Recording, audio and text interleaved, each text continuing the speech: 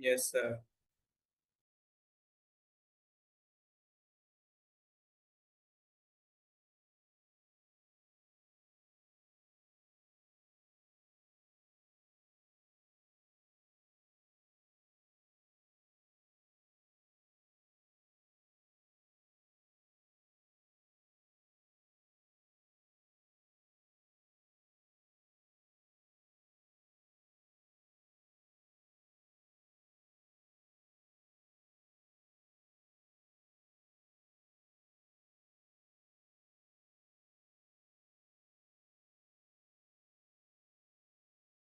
Yeah, I'm there. So first of all, very good afternoon to all of you.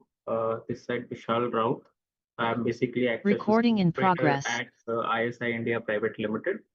So today we're going to conduct a session on vehicle dynamics using MATLAB. So basically, we used to Recording see that. stopped. So basically, we used to see that how a particular vehicle is actually been, what is the importance of a vehicle dynamics. Okay, I hope someone is unmuted. I request everyone to please mute yourself.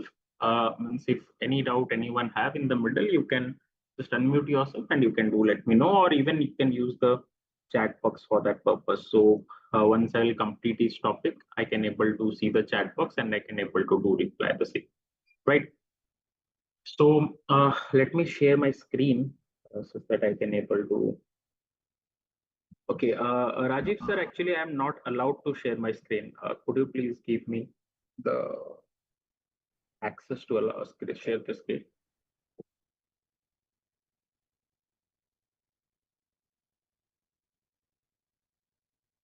Recording in progress.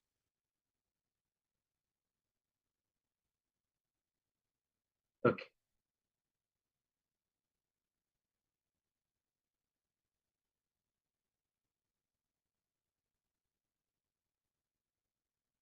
Yeah, I'm getting the access.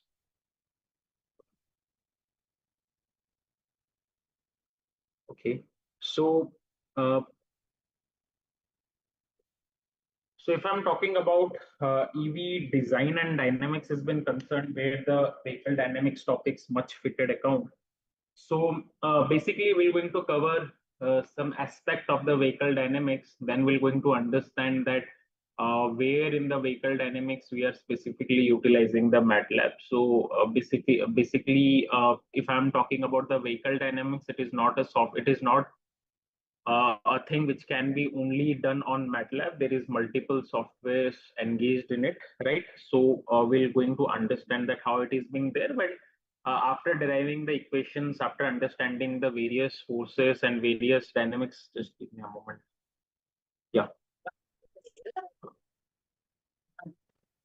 Yeah, so after understanding the various forces and the dynamical equation, then we can go to develop a particular vehicle in means in the MATLAB, and we'll understand that how to develop that particular vehicle actually in a MATLAB basically, right?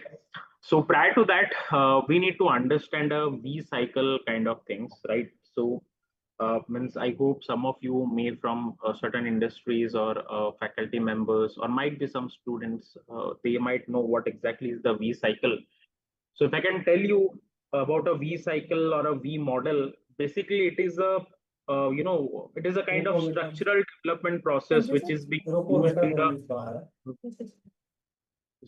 being used in the engineering basically to ensure that every stage of a design is directly linked to a corresponding stage basically, right, of testing, right?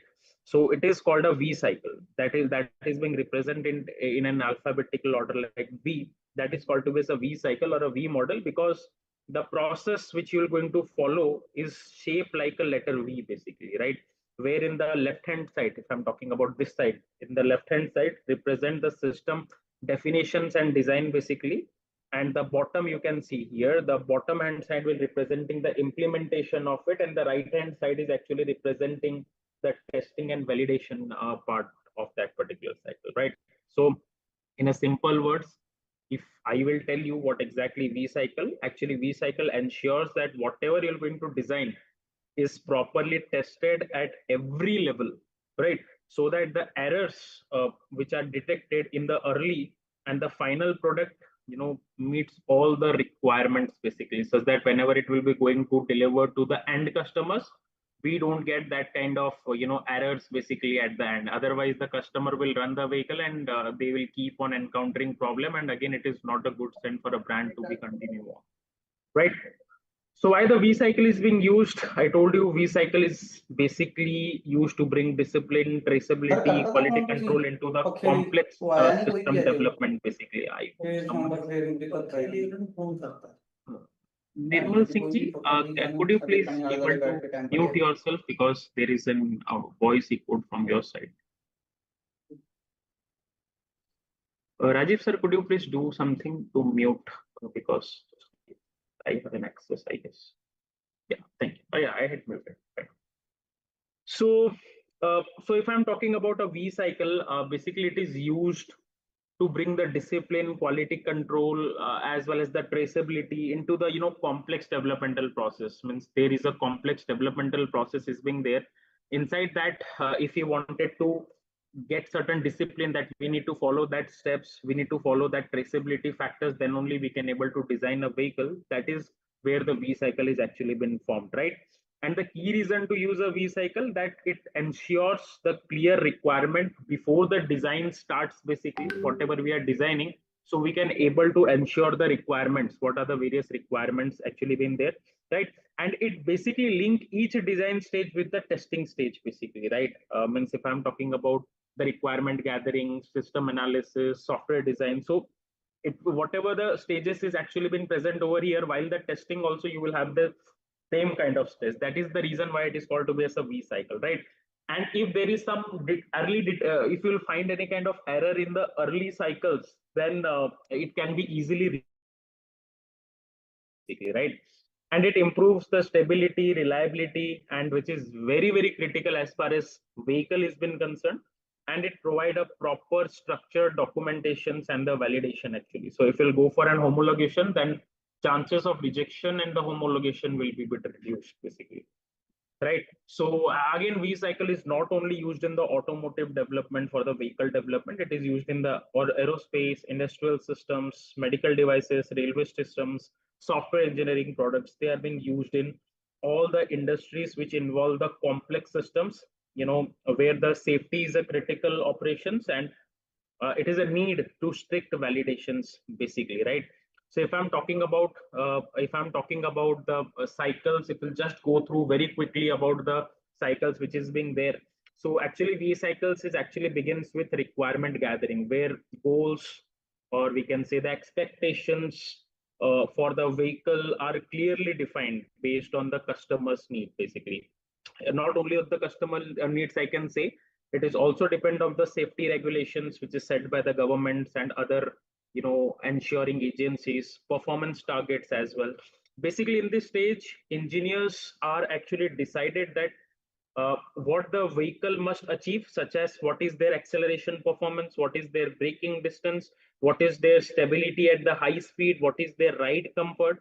For example, if I'm talking about an electric vehicle, there is a requirement, that means there is a requirement which may states that the car should achieve 0 to 100 kilometer per hour within a certain time frame, that is 60 second or 100 second, or likewise within a certain time frame car can able to achieve 0 to 100 kilometer per hour while maintaining the energy efficiencies basically. So vehicle dynamics play a very important role for translating this expectations into measurable parameters. And when this measurable parameters has been plotted inside of softwares like MATLAB, they can able to give us the longitudinal, lateral, and the vertical behavior of the vehicle while going through all these particular stages. So the very first is the requirement gathering, where we have to meet all the goals and expectations. Then basis on that, we're going to develop our vehicle, because we know that, and now the question comes where this requirement and gathering comes from. So the requirement gathering is basically comes from the customer sides. For example, we had manufactured a vehicle. That vehicle is going into the customer's hand. Customers purchase that particular vehicle, and based on their ride experience, they will going to give a certain, what I mean to say, certain inputs, and based on that inputs, the requirement is actually been gathered. Then the second stage is called to be as a system analysis. In the system analysis stage, basically the overall requirement are broken into the smaller subsystems, basically, such as powertrain have their own requirement, braking systems has their own requirement, suspensions has their own requirement, steering, control systems, they had their own requirements. The system is being sub-classified into the multiple systems, right? So each subsystem is analyzed to understand basically how it is being contribute to the overall vehicle performance. For instances, achieving a desired acceleration require a proper motor sizing, basically, battery capacity, traction capability. Similarly, maintaining stability during cornering involves tire characteristics, suspension geometry, suspension designing. So vehicle dynamics is heavily used to estimate these forces, load transfer, and the motion behavior, right? I'm always linking this particular V cycle to the vehicle development process, basically. I'm also linking this particular the vehicle development process to the basically to the vehicle dynamics as well. The reason it is visible, I hope. Means I had shared also. Yeah, it is visible, I guess.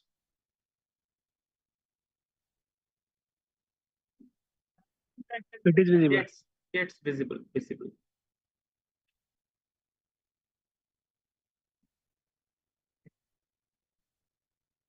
Okay, fine.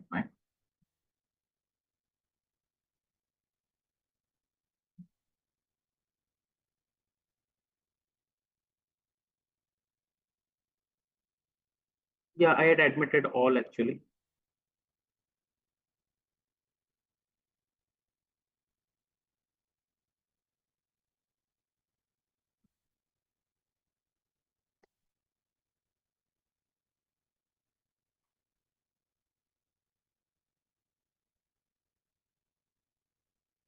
Rajiv sir, I had admitted, but some of them are yet to be joining. And I don't know what is happening at their side or not.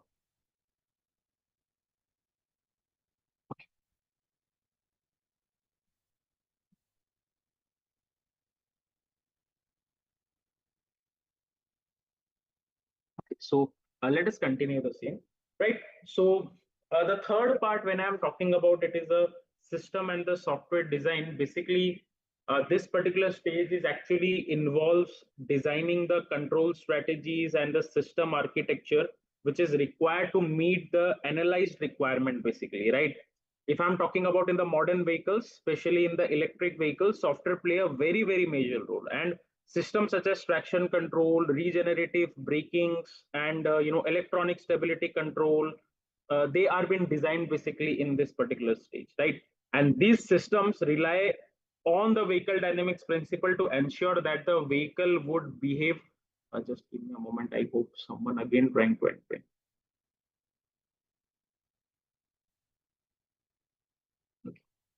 Right. So what I had told you, yeah. So these systems rely on the vehicle dynamics basically uh, to ensure that the vehicle behave, safely under various conditions. For example, during the regenerative braking, we must design in such a way that it does not disturb the vehicle stability during the deceleration. And if we're going to press the vehicle brake suddenly and ultimately during the decelerations, if the vehicle stability is being hampered, then it might happen that I can able to hit some other car which is going in the side. So we have to go for this particular thing. So that is where the system and software designs comes into action.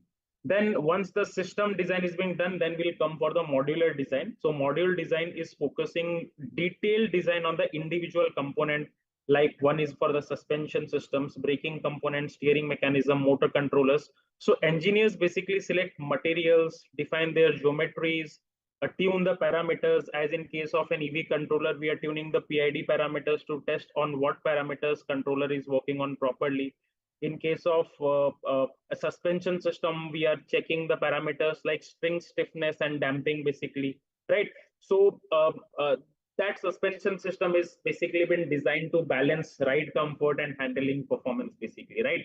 So when the vehicle dynamics is applied here to ensure that each component behaves correctly under different driving condition, so we have to consider longitudinal, lateral, and vertical dynamics in that cases, right? So that is why a vehicle dynamics study is very important, such that whenever we are designing the module, we are not designing a module to control the motor. The motor is also being implemented inside the vehicle. So we have to also understand the vehicle need to be properly embedded in that case, right? Then we have coding and implementation, the bottom of the V cycle, which is actually the implementation takes place, right?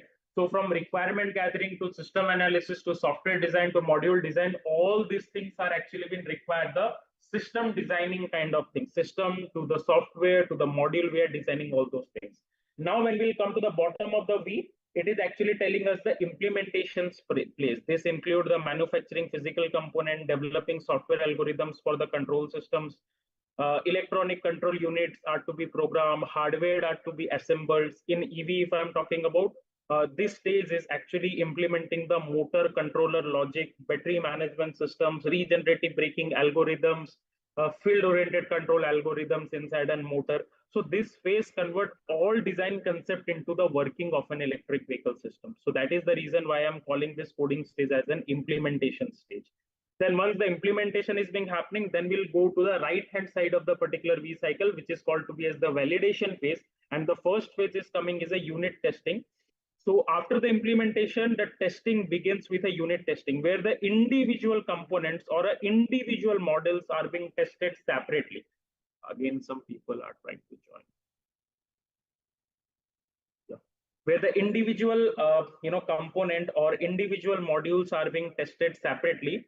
And the objective is to verify that each part functions correctly according to their design whenever they are installed. For example, a braking module may be tested independently to ensure it generates a required braking force or not. Because while doing it, the system analysis and module design, we might calculate the brake force for that particular vehicle, right? So whether the whether the braking module testing in whether the brake can able to produce that much amount of braking force or not, so that need to be properly tested, right? So in terms of vehicle dynamics, this test check whether the individual component produce the expected force and responses and the desired responses which we are being designed for or not. If they are being not, then again we have to go for the right hand side, which is the verification phases, and we have to test that on which factor we had actually performed something wrong. That is why this particular two things I had already told you. One is used for the verification where we are designing the thing, then we are testing the thing. That is the reason why I told you it is V. Means one phase is linked with the other phase. If something is not properly working, then we have to again go back to certain phase, then we have to again come. Right? Then if all the things have been properly working, we'll go for an integration testing. In the integration testing, multiple subsystems are combined. They are tested together to ensure the work properly in a particular system. For instances, there is an interaction between a braking, steering, and the suspension system, basically, which has been evaluated. In EVs, integrating, testing is very, very crucial for ensuring that the regenerative braking, traction control, and stability control work together, basically, without causing any kind of instability. So vehicle dynamics is very, very essential over here because multiple forces act simultaneously onto the vehicle, right? And if in this stage, while integration, for example, my particular component is working well when it is tested independently as a unit, but when it is being integrated in the vehicle, there are some irregularities comes into account. Then again, I have to go to the verification phase in the system, module, and software design, such that I can able to test whether in which parameters I had actually created a fault by changing the different parameters. Then again, I have to implement or integrate that thing and I have to test again, right? So this is the integrating testing. Then we will go to the system testing, basically. So system testing is actually used to evaluate the complete vehicle under the real and simulated conditions. Once you had tested the units, individual modules, you go for an integration of all the units. Then you had tested that.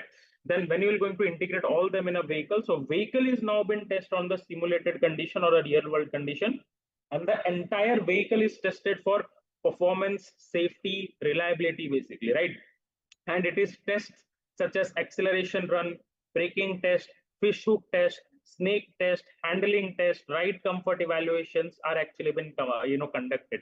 Generally, in these purposes, where you are going for NATRAX or basically ARAI, ICAT, you are going for that for this system testing purposes, basically, right? So, for example, the vehicle may be tested on the track to assess the various behavior during the sharp turn or during the sharp emergency braking, and this stage ensure that the vehicle meet all the technical specification which is being derived earlier based on the requirement gathering. And if this is successfully conducted, then we can say whatever the design perspective we had been did, we had completed the same. And final is the acceptance testing. The final stage is an acceptance testing where the vehicle is validated against the original requirement, right? This includes the customer level evaluation and the regulatory compliance check as well. The basic focus over here is to confirm that the vehicle not only meet the technical specification, but also provide the expected driving experience. For example, a vehicle should feel stable, comfortable, and efficient to the particular driver. That is the reason why this acceptance testing is basically performed. And this stage actually complete the V cycle by confirming the right product is actually been developed. So this is the complete V cycle. This is the complete V cycle, which is actually supported as far as any vehicle development concern is being there. So I had explained you in terms of vehicle dynamics concept or vehicle development process is being there. But means they are not being only utilized for the purpose of vehicle dynamics or the vehicle designing. They are also used for the purpose of aerospace. They are used for the medical purposes as well. Because when we will go to design a particular system utilizing this particular cycle, then we cannot never break any kind of systems or means always we are going to meet a development system. Majority of the companies utilizing this V cycle as far as vehicle is concerned. Basically, this particular V cycle is being evolved from earlier model of waterfall model, which we are calling in software engineering. It is formally introduced in 1980s, basically, and it is one of the strongly associated with the German system engineering practices, and widely standardized later, in a framework like V model XT in Germany and the system engineering standard, right? So there is no single inventor for this particular V model, but it is, it was developed as an improvement over a traditional waterfall model to include testing at every stages, right? So, so I had already told you that it is divided into verification and the validation test. Verification are, we building the system correctly, and the validation are we building the system, building a correct system or not, right? So that is the reason. Means while validation, while the verification state, whether we are building the system correctly or not, we have to check that. And once we had checked that in the validation test, we have to check whether all the building systems are correct or not. So, any doubts anyone have with this V cycle development? What is basically V cycle, sir? Sorry? I don't understand V cycle. Can you explain me V cycle in shortly? Specifically, if I'm talking about V cycle, it is it is a structural development process which is being used in engineering, such that we can able to ensure that at every stage the design is directly linked with the the corresponding stage for testing, basically, right? So it has been done in a V phase. That is why it is called a V cycle, basically. So in the very top of the V cycle, we are starting from right hand side and we are going up to the acceptance testing. So in the requirement gathering, basically we are used to gather all the requirement, basically from customer side, from various those who are the masters or those who are the experts. They used to drive our vehicle and they can able to tell that what exactly is the loophole in the vehicle. So this requirement is actually been gathered from their end, right? Then we have to do the system analysis. Whatever the requirement is actually been gathered by us, we need to break all that requirement, because requirement is not always on the, just give me a moment, someone is trying to join. Because requirement is not always from the side of what I mean to say, on the controllers. Requirement must be on the side of tires, must be on the side of vehicle chassis, must be on the side of suspension design, right? So we have to break all those things into the subsystem, like powertrain have their own requirement, braking, suspension, steering, control. Likewise, then once we'll do with that, then we'll go for a software design. Basically, that is being designed for developing the control strategy, means control strategy of the suspensions, control strategy for an electric vehicle, and basically the system architecture, which is actually been required to meet the analyzed requirement. So we are doing that thing in a software design. Once that is being done, then we are going to focus on the module design. Basically, module design is focused on individual component, like suspension system has certain modules, so we have to develop that module. Braking components had certain module, we have to develop that module.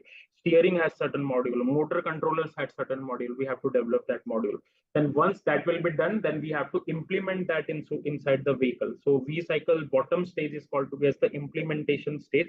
So we are implementing that. This includes the manufacturing of physical component or developing software algorithm for any kind of control system. So that is why I'm telling you this is an implementation stage. Once it is being implemented, product is being manufactured, then we have to test it unit wise. Like we are designing a module, so we have to design it unit wise. That is not we can develop it inside a complete thing and we can test that. No, we have to design whatever we have designed, we can design it on the unit one, right? So once it will be done, then unit testing is need to be done, where individual component and modules are tested separately. And the objective is very, very simple, that every parts of a particular system need to be work correct.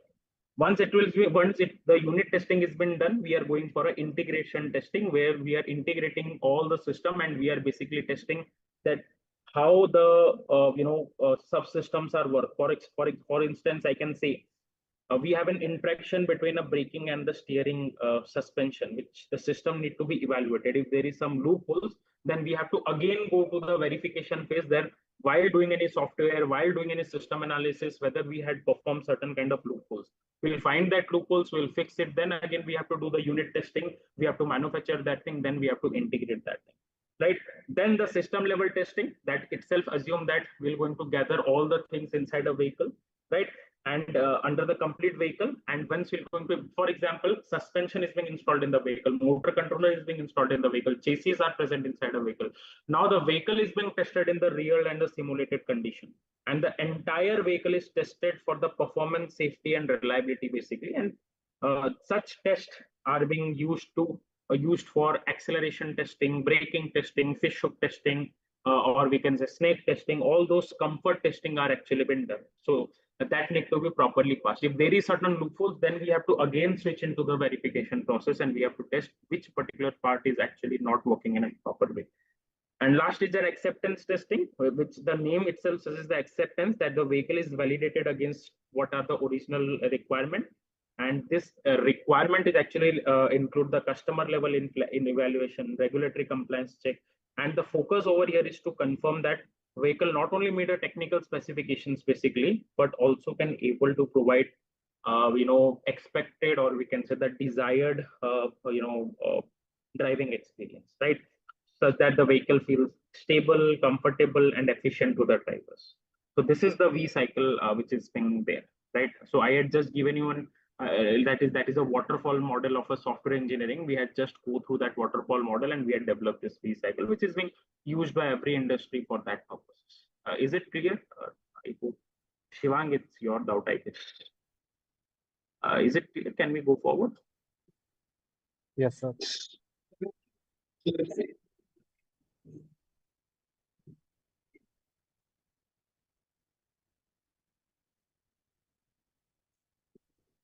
So, Okay. So let us move to the vehicle dynamics, which is the part of our topic. And see, that's why vehicle dynamics is a very bigger topic. When itself people are doing a lot of things on it, right? So we had been parted into a MATLAB point of view, means what exactly we can do inside a MATLAB calculating. Basically, I am telling you about basically if I'm talking about V cycle basically. So whenever I'm talking about requirement gathering, so if someone can able to say that the vehicle must accelerate in between 0 to 100 kilometer per hour in 8 seconds, so based on that, how much torque our motor need to be created, so that we can do in the MATLAB. But for that, whatever the required data we need, that data we need to get it from the design stages of my vehicle. For example, while calculating it for the aerodynamic drag, which we're going to understood in the later stages, so that coefficient of aerodynamic drag we can able to calculate once we're going to design the particular vehicle, right? So MATLAB is basically used not to design a complete vehicle. Basically, MATLAB is used to analyze data, because if you have data, you can analyze them utilizing the MATLAB, because that is the matrix laboratory basically, right? So that data you can simulate in the real world environment. Anyone have any doubts? Sir, what is the basic purpose of this seminar? Sorry? I want to know what is the basic purpose of this seminar. I am new in this. Basic purpose of this seminar to understand the vehicle design and development process or the vehicle dynamics utilizing the MATLAB. Okay, sir.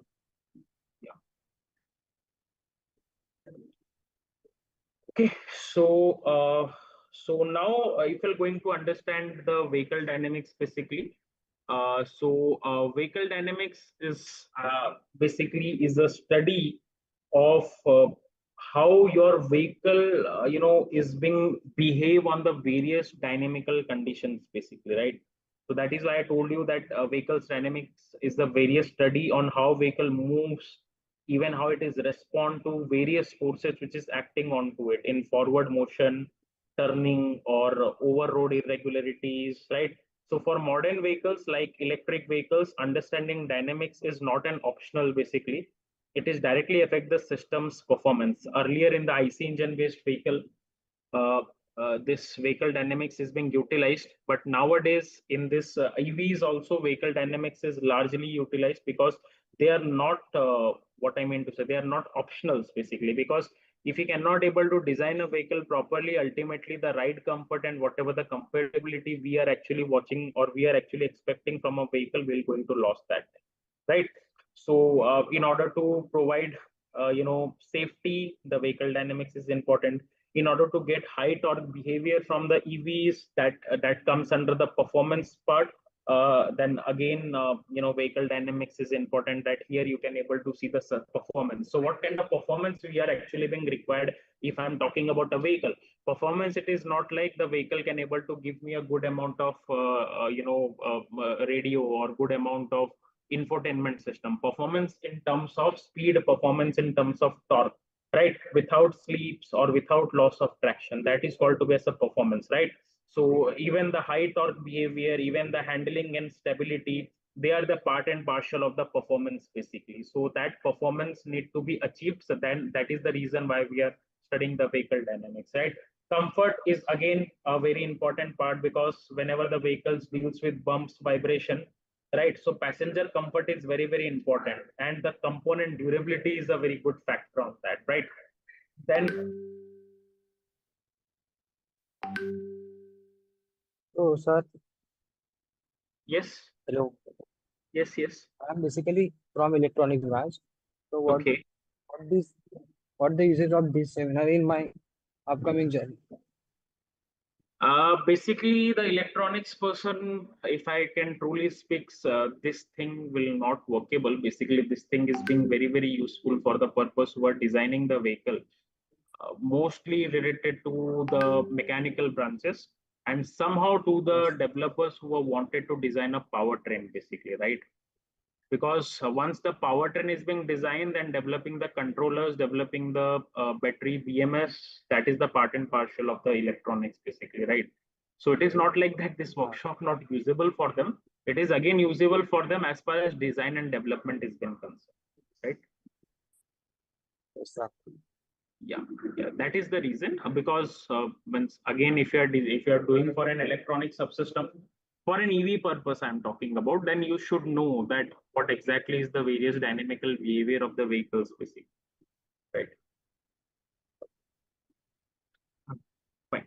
So So that is where the ride comfort and where the comfort is actually comes into account, right? Then we have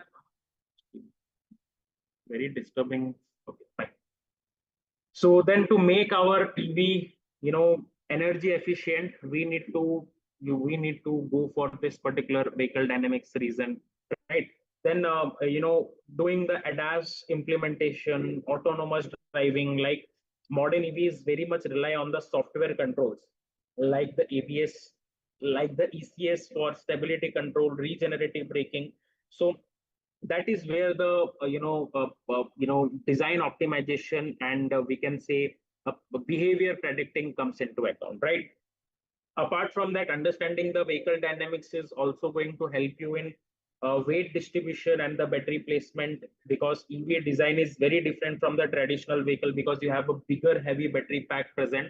So that battery pack need to be placed properly actually, right? And if it is not placed properly, then ultimately it will create a huge kind of a dynamical change in the vehicle's behavior basically, right? Because during the cornering, low center of gravity may be happen, and less body roll can able to means that thing can be happen basically, right? So that is the reason why vehicle dynamics is very important. So in a nutshell, if I can tell you, to keep vehicles safe, to control EV at very higher torque, to improve handling during the turns, or to ensure ride comfort, to increase battery efficiency, to enable what advanced control systems basically, and to design of and to optimize the EV design, we have to use the vehicle dynamics, right? And whenever we are learning about a vehicle dynamics, we are learning it in three phases, right? One is the vertical dynamics. If I'm talking about a vertical dynamics, what do we understand by the term called as vertical dynamics, right?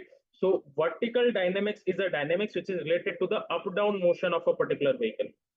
Vertical dynamics basically is a dynamics which is related to the up down movement of a particular vehicle. For example, if the vehicle is moving up and down, like whenever we're going through any kind of bumper or any kind of humps, right?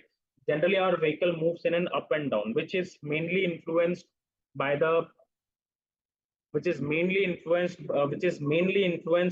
road conditions, like potholes, like speed breakers, like any kind of bumps, because of the surface irregularities in the vehicle, right? Which directly affect the ride comfort and passenger experience, right? So that is the reason. Just give me a moment. I don't have any. So this is one kind of vehicle dynamics, right? This is a lateral vehicle dynamics. You can see the vehicle goes over the up and down, and ultimately it is gone through. It is happening because of some irregularities in the road, right? Oh, sorry. I'm sorry, guys. I completed to the sorry. Right. So this is again a one kind of vehicle dynamics where the vehicle goes into up and down, right? This is again one kind of vehicle dynamics, right, to test the vehicle suspensions basically. This is again one kind of vertical vehicle dynamics. This is again one kind of vertical vehicle dynamics. The last one is just a kidding purposes, right? So they are all the vertical dynamics. That means when the vehicle will goes up and down movement of the vehicle will ultimately lead to the vertical dynamics basically, right? So right. So if I'm talking about the next type of dynamics, it is called to be as a longitudinal dynamics basically. So if I'm talking about a longitudinal dynamics, it is basically deals with the forward and backward motion, such as acceleration and braking. So that's where the longitudinal dynamics comes into action. When a driver presses the accelerator, the accelerator in an EV, the motor will provide an instant torque basically, which can cause a rapid acceleration. And if this force is not properly controlled, the wheel may slip, or especially on the wet or in the uneven roads. So this is why the understanding the longitudinal dynamics is important for designing a system like traction control and regenerative braking.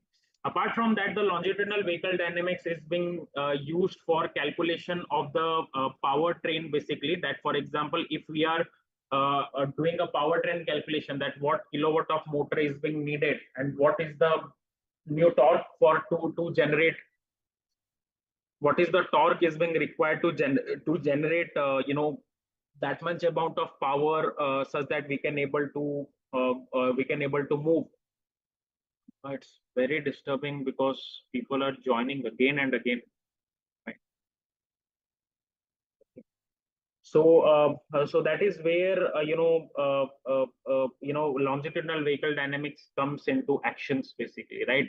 Because when the vehicle moves forward, so definitely multiple forces are acting onto the vehicle, and they try to stop the vehicle. So what amount of force we need to generate from the traction part of the vehicle, so that we can able to move opposite to the force which is acting opposite, and that is the actual reason because of which your vehicle will move. So that is the reason why longitudinal vehicle dynamics is very important in terms of studies been concerned, right? So longitudinal vehicle dynamics is basically used to calculate the traction control and regenerative braking. Basically, it is used to calculate the powertrain calculations, that what must be the motor's kilowatt rating, and that is the that is the basic what I mean to say important for us to understand this thing, right? So today in this MATLAB session, we are mostly dealing with this longitudinal dynamics rather than vertical and lateral, basically, right? So this is a longitudinal dynamics, one kind of where the braking is being there, but here the lateral has been also happened. This is one kind of longitudinal dynamics, and this is the acceleration and one kind of longitudinal dynamics, right? Then we have last vertical dynamic, last kind of vehicle dynamics. It is called as a lateral dynamics, right? So whenever I'm talking about a vehicle dynamics, we are studying the vehicle dynamics into the three form. One is longitudinal, second one is vertical, third one is the lateral. So whenever I'm talking about lateral dynamics, they are focuses on the vehicle behavior, basically.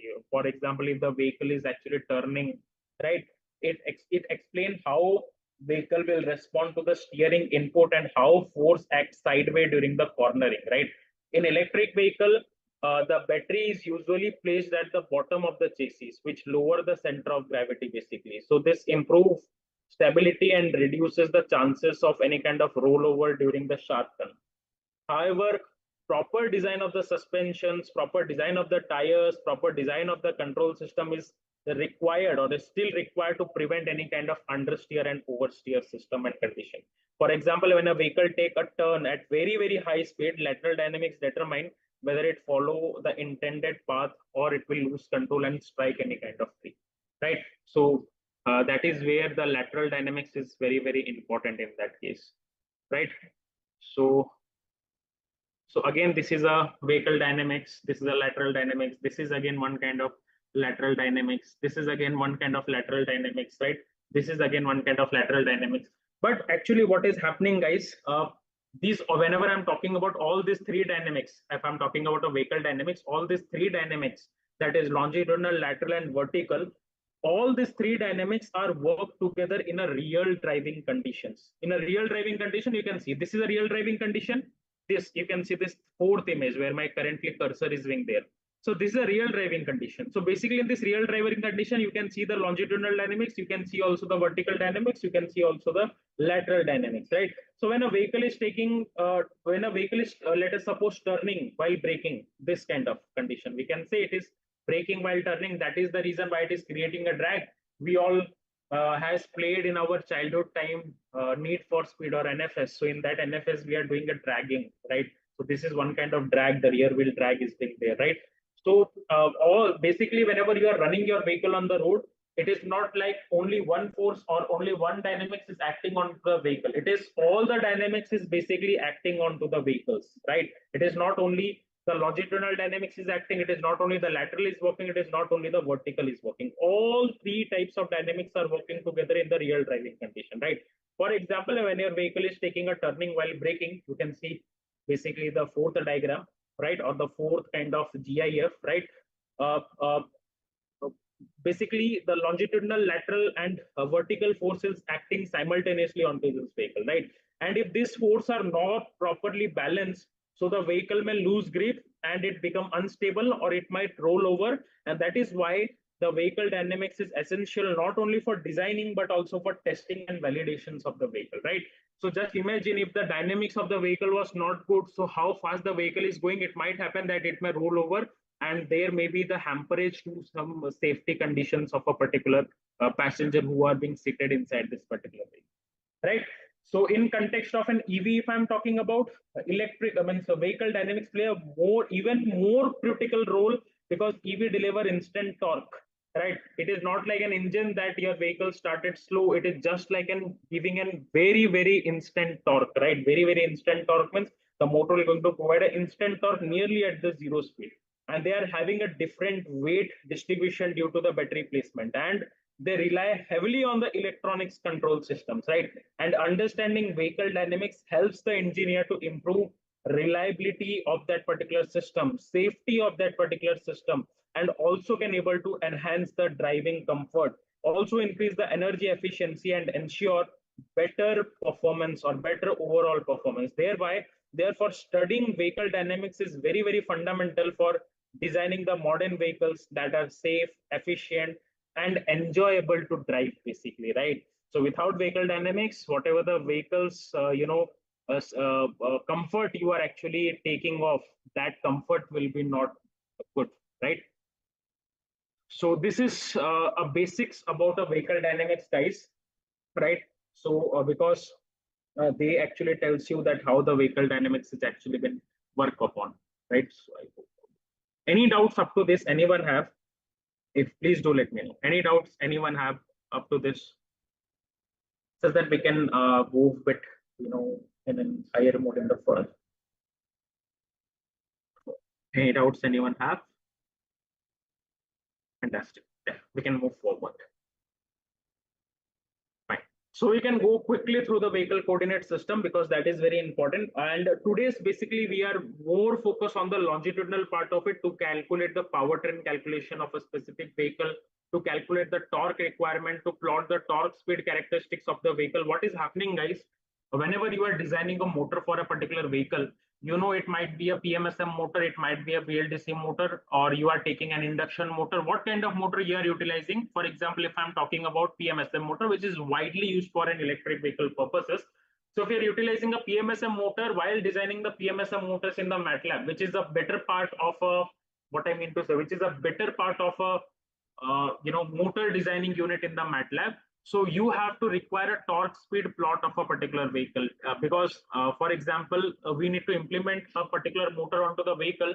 So we need to understand that what is the requirement of a particular customer, that what speed they want at what kilometer of time, basically, right? For example, if a particular vehicle is being there and the particular customer want that I can able to go from 0 to 100 kilometer per hour at 8 second, at 9 second, or at 10 second, right? So in order to generate that 0 to 100 kilometer per hour using and considering all the design and dynamics of the vehicle, considering the drag coefficient of the vehicle, considering the rolling resistance coefficient of the vehicle, considering the linear acceleration of the vehicle, considering the hill climbing force of the vehicle, considering all those things, what is the torque speed characteristics of the vehicle? So that torque speed characteristics is the basic need of mine. If I can able to plot that torque speed characteristics at a specific angle, then I can able to store them into the lookup tables, and that lookup tables can be used to determine the vehicle's motors behavior, basically, whenever we are actually designing the motors, right? So our purpose is to understand that how to derive here. If I'm talking about main purpose in the MATLAB, we need to first understand what is the longitudinal vehicle dynamics and what is the equation for that. Then we need to plot that equation, or we need to manufacture that equation inside an MATLAB simulations. And once we're going to design that particular vehicle design, right, then we can go and opt for the calculations of the torque, basically, and we can able to see that how the vehicle is actually been performed, right? Then suspension have its own design, which is again tested, which basically we're not going to cover that suspension things over here. We're not going to cover any steering parts over here. Rather, they are also can be possible inside a MATLAB. I can showcase you the vehicle dynamics block sets, right? So you can able to play on that, right? But here we are basically focuses on the longitudinal parts of it rather than lateral and the verticals, right? So for that, we need to first understand about the global and the local coordinate system. If I'm talking about a basic definition of a coordinate system, it is a way to define a position, direction, and the motion, basically using a reference axis. So in vehicle dynamics, we use coordinate system to describe how vehicle moves or how a force is act on that particular vehicle. And without a proper coordinate system, it is very, very impossible to mathematically model or analyze any kind of vehicle behavior. So there is two kind of coordinate system is actually been present. One is the global coordinate system, one is the local coordinate system. Here you can able to see the blue color and the black color. One blue color is the global coordinate system and black color one is the local coordinate system, right? So a global coordinate system is actually called to be as the Earth fixed coordinate system, or it is a fixed coordinate system where the reference is taken as a ground and it does not move with the vehicle. It will constant. For me also global coordinate system is constant. For you also global coordinate system is constant. For the vehicle also the global coordinate system has been constant, right? They have their own x-axis, y-axis and z-axis, right? So the key idea is that this system will tells us where the vehicle is actually been there in the real world. For example, imagine a car is being moving on a highway, so its position, that is longitude and the latitude, is being measured in the global coordinates, which is being used by the navigation system or the GPS of your particular vehicle, right? And if a car is moving from point A to the point B, that motion is being tracked by the help of global coordinate, and that global coordinate is being used the global coordinate system rather than utilizing a local coordinate system, right? Now where this particular thing is being used now, the global coordinate, because local coordinate system we can say yes, it will be changed with respect to vehicle. So vehicle dynamics is largely depend upon the local coordinate system. But where the global coordinate system is used, why we are requiring a GPS position of a particular vehicle? Because they can help us to tell the vehicle trajectory tracking basically. If you're utilizing autonomous driving assistance system or ADAS system inside a vehicle, so understanding of a global coordinate system is very, very important. For GPS navigation purpose, I told you that understanding global coordinate system is very, very required, right? Then we have second kind of coordinate system, which is a local coordinate system. Again, the local coordinate system had a three axis, x-axis, y-axis, and z-axis. So the local coordinate system is actually attached to the vehicle, and if the vehicle moves, the local coordinate system will also going to move, right? The key idea to understand the local coordinate system is the system will tell us how the vehicle is behaving internally. If, for example, vehicle is turning, how the local coordinate system is turning. If the vehicle is accelerating, how the local coordinate system is changing, right? For example, if you sit inside a car, forward acceleration will be go along you this local coordinate system. Means if I'm talking about this, just give me a moment. If I'm talking about the forward movement along this, so if the movement is actually happening towards this, it is called to be as a local coordinate system. That is, the vehicle is moving towards x-axis. If the vehicle is moving towards y-axis, means if it is moving in this way, I'm not talking about rotating in this way, I'm talking about moving in this way, that is called to be as a local coordinate system, or the turning along y-axis. If there is any bumps comes into action, so this movement is being happening, so that is the movement along z-axis, right? So the motion along x-axis, motion along y-axis, and motion along z-axis are the three motion, right? So if I'm talking about motion along x-axis, that is the longitudinal dynamics. That is, you can see if it is coming backward, it is going forward, or it is taking a break. All these things happened on this axis, which is a longitudinal axis. This is called to be as a lateral axis, and this is called to be as the vertical axis, right? So that is where the local coordinate system comes into account, because local coordinate system will help us to understand that what are the various dynamical behavior of the vehicle, whether it is longitudinal, local, or a vertical, right? So that is the reason why we need to understand the local, global, and local coordinate system, and global coordinates. So if I can make you think this way. So this is one kind of rotation basically on the local coordinate system and the global coordinate system. You can see this movement of the vehicle is actually rotation along the z basically. So this is the rotation along the z. So this is called to be as a local coordinate system. So this is called to be as a yaw movement of the vehicle. This is nothing but rotation along the y. It is called to be as a pitch of the vehicle. This is nothing but the rotation along the x. It is called to be as a roll of the vehicle. So we need to control this yaw, pitch, and roll, because this yaw will become whenever the vehicle is giving a turning movement in the vertical axis. This pitch will become whenever the vehicle will go above the bump. That is the rotation along y-axis, right? And this roll will become whenever the vehicle is rolling along x-axis. That is the longitudinal axis, right? So that we need to understand. So these are the three rotation and three movement. Three movement, that means movement along x, movement along y, movement along z. Rotation along x is called as roll. Rotation along y is called as pitch. Rotation along z is called as yaw. So these are the three motion. These are the three movement of a specific vehicle is been concerned. Right. So this is all about that thing what I had explained to you. And every axis is being start from the vehicle center of gravity, where the mass of the vehicle is actually been accumulated basically, right? So for EV, the center of gravity is bit low. Why? Because of the batteries basically.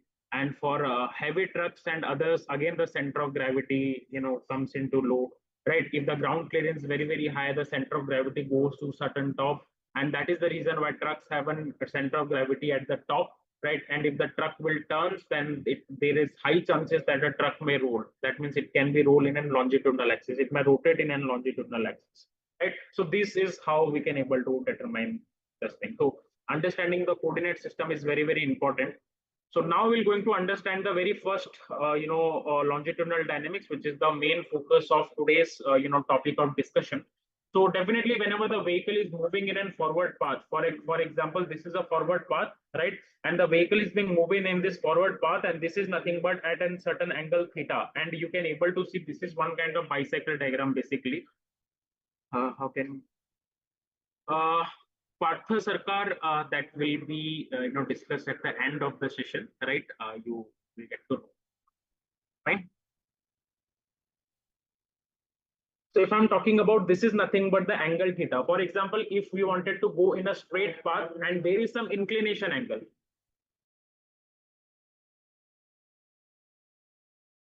If we wanted to go in certain inclination angle, right? So this is nothing but the angle theta, and the vehicle is been going at a certain angle theta, or if it is not theta, let us suppose it is phi as well, right? So what will be happen? In this case, certain forces is acting onto the vehicle. Just let's imagine I'm standing, and if I wanted to go, so how much force I need to generate? I need to generate a lesser amount of force. Let us suppose now if I go to the outside, and in the outside the windy condition, the cyclonic storming condition is being actually there. So let us suppose in that cyclonic storm condition, if I wanted to apply a certain force, or if I wanted to work in a forward direction, I have to apply more force. Why? From the forward, the huge amount of opposition is coming.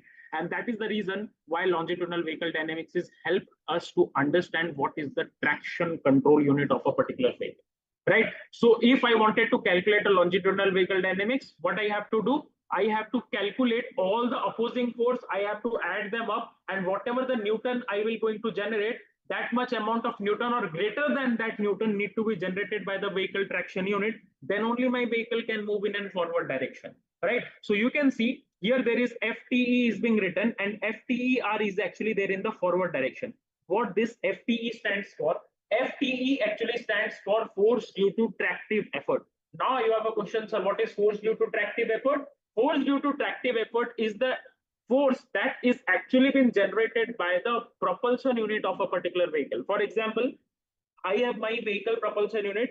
That means I have a motor, I have a controller, I have a battery. So all these act as a basically act as a propulsion unit of my particular vehicle, right? So my motor is being there, my battery is being there, my controller is being there. Now the question comes, they need to generate the force, which is nothing but altogether a force due to tractive effort. Now the question comes, how much force they need to generate it? Means that is not they can able to generate the huge amount of force and the vehicle will run. No, they need to generate a force based on the acceleration. X means based on the driver input. Now whatever the force you will going to, for example, if you are going at higher slope, so you have to press your throttle a bit higher. Then only that much huge amount of torque is actually being created, right? So likewise here also what is happened, how much amount of force the particular vehicle need to be created or need to be generated, that is nothing but called to be as a force due to tractive. And it is definitely in the forward direction because the force is being generated by the motor so that it will drive the vehicle in a forward direction, right? So that's why the force due to tractive effort is actually been generated in the forward direction. Now let us suppose how much force need to be generated if I wanted to know. So what I have to do? I have to add all the opposite forces. Means whatever the forces which is acting opposite to my vehicle, I have to add all the forces. And if I add all the forces, I will get certain force in terms of Newton. And that force need to be overcome by my vehicle's propulsion unit. Then only my vehicle will go in forward direction. Now the question comes, what are that opposite force of? What are that opposite force which will act onto the vehicles? So that opposite force are called to be as the force due to aerodynamic drag. One force is called to the combination of force due to linear acceleration, force due to angular acceleration. One is force due to rolling resistance. One is force due to hill climbing. So these are the multiple force which is opposite to the vehicle. Then only that much of force need to be overcome by the propulsion unit. Then only my vehicle will be moving in forward direction.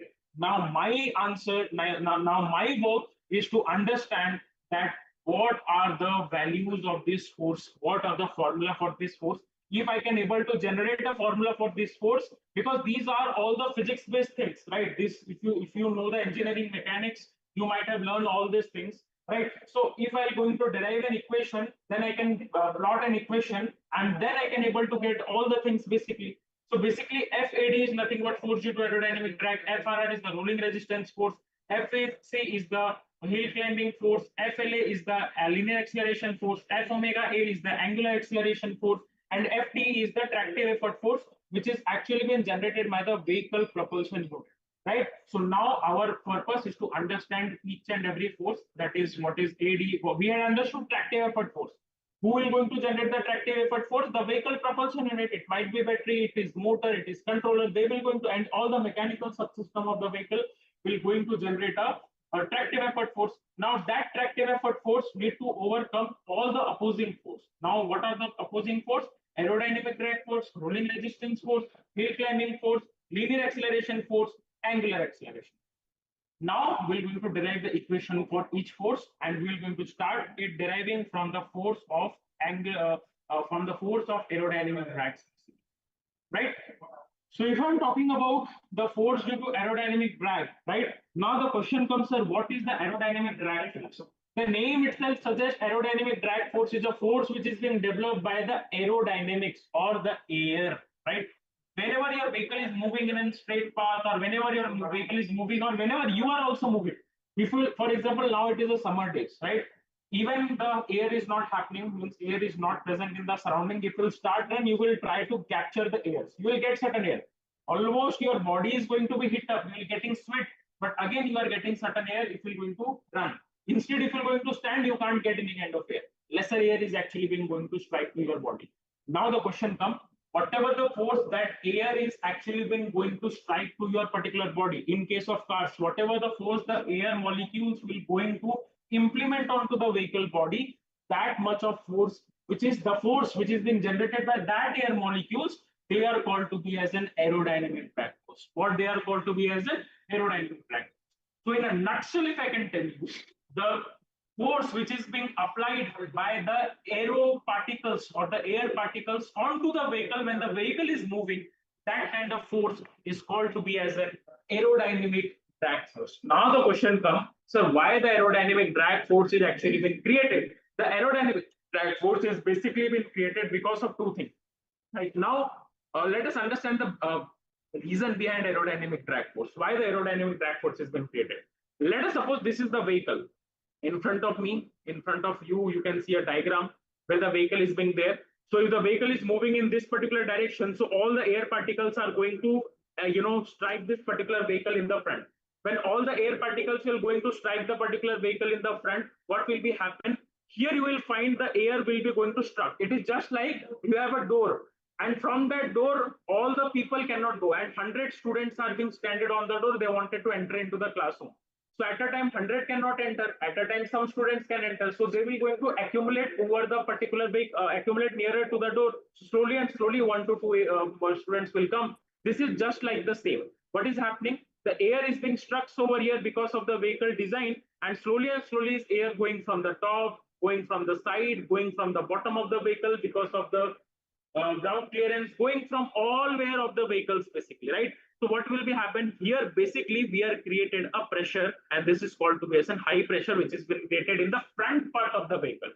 Now, what is being happening? Some air is being passing through the bottom, some air is being passing through the top, some air is being passing through the side of the vehicle, some air is being passing through any part of the vehicle, and when they will be come to the back, so they are not falling just in the back of the vehicle. Instead, they are falling quite away from that particular vehicle, right? So why they are falling quite away from that particular vehicle? Because of the vehicle design. And that is the reason just in the back of a particular vehicle, you are getting a low area, and which is called to be as a low pressure wake, which is called to be as a low pressure wake, which is called to be as a low pressure wake. And this low pressure wake has been created in just back of the vehicle, and high pressure area has been created in the front of the vehicle. And we all know the force is acting from a high pressure to the low pressure. So what is being happening? The drag has been created from the front of the vehicle. I request everyone to not to write anything on the screen, right? So what will be happen? The force is actually acting from high pressure to the low pressure. So what is being happening? From here to here, you will going to experience as a force, and because of that force, the drag has been created. Now the question comes, sir, why it is called as aerodynamic drag? Drag means khechna, seatna, right? That is called to be as a drag in Hindi. So if someone will try to pull you, or someone will try to scratch from you, that is called as a dragging. So as the air molecules is acting onto the vehicle, and they are generating this force, and this force is actually passed through this particular vehicle, and that is act as a drag that will going to pull the vehicle in an opposite direction. That's why it is called to be as an aerodynamic drag force, right? I hope it is called to be as an aerodynamic drag force. I will let you know, Partha. Let me come to the rolling resistance. There you can able to understand the gradient force, right? Fine. So this is nothing but called to be as a drag force, which is being present over here. And this is the reason why the drag force is actually been created. I request again everyone to not to write anything on the screen, guys. You all are professionals. I hope this kind of expectancies must be there from my side to you, right? Fine. So there is two kind of drag is basically been there. One is shape drag, another one is called to be as a skin drag, right? The shape drag is actually been come because of the shape of the vehicle, and the skin drag will actually been come because of the skin of the vehicle. Skin of the vehicle means, for example, just take an example that you are rubbing your hands over a sandpaper and you are rubbing your hand over a glass, which is smooth. Definitely glass is smooth, sandpaper is rough. So that is the reason why rubbing a hand over a sandpaper will going to feel you certain pain sensation. But rubbing your hand over a glass, it is feeling you quite smooth. Why? Because that is smooth in nature.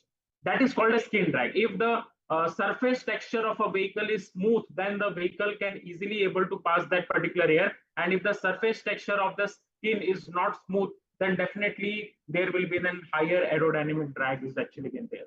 Shape drag has been created. For example, you have a racing car, a sports car basically, and you have a SUV car. So where the shape is very kind of boxy. So if I'm talking about an SUV car, the shape is boxy, and in the sports car, the shape is streamlined. So I'm just giving an example. For example, this is one kind of car, right? And this is again one kind of car, right? This is again one kind of car, right? So what is being happening in this thing? Right, what is being happening in this thing? If the vehicle air is been coming through air, it will going to follow a boxy kind of shape, right? But here the air is actually following a streamline shape basically, right? So this streamline shape will going to make your vehicle lesser aerodynamic drag, because here the air separation is not happening in that way which is being happening over here. So that is the reason this vehicle will undergo lesser aerodynamic drag, right? And this vehicle will undergo higher aerodynamic drag. So basically, aerodynamic drag is actually depend upon shape of a particular vehicle as well as the skin of a particular vehicle. Why? Because if the skin of a particular vehicle is very rough, then the aerodynamic drag is again very high, because the air will take higher time to pass. For example, this surface is this, so air can easily pass through this surface, and if a surface is this, so air cannot be passed through this particular.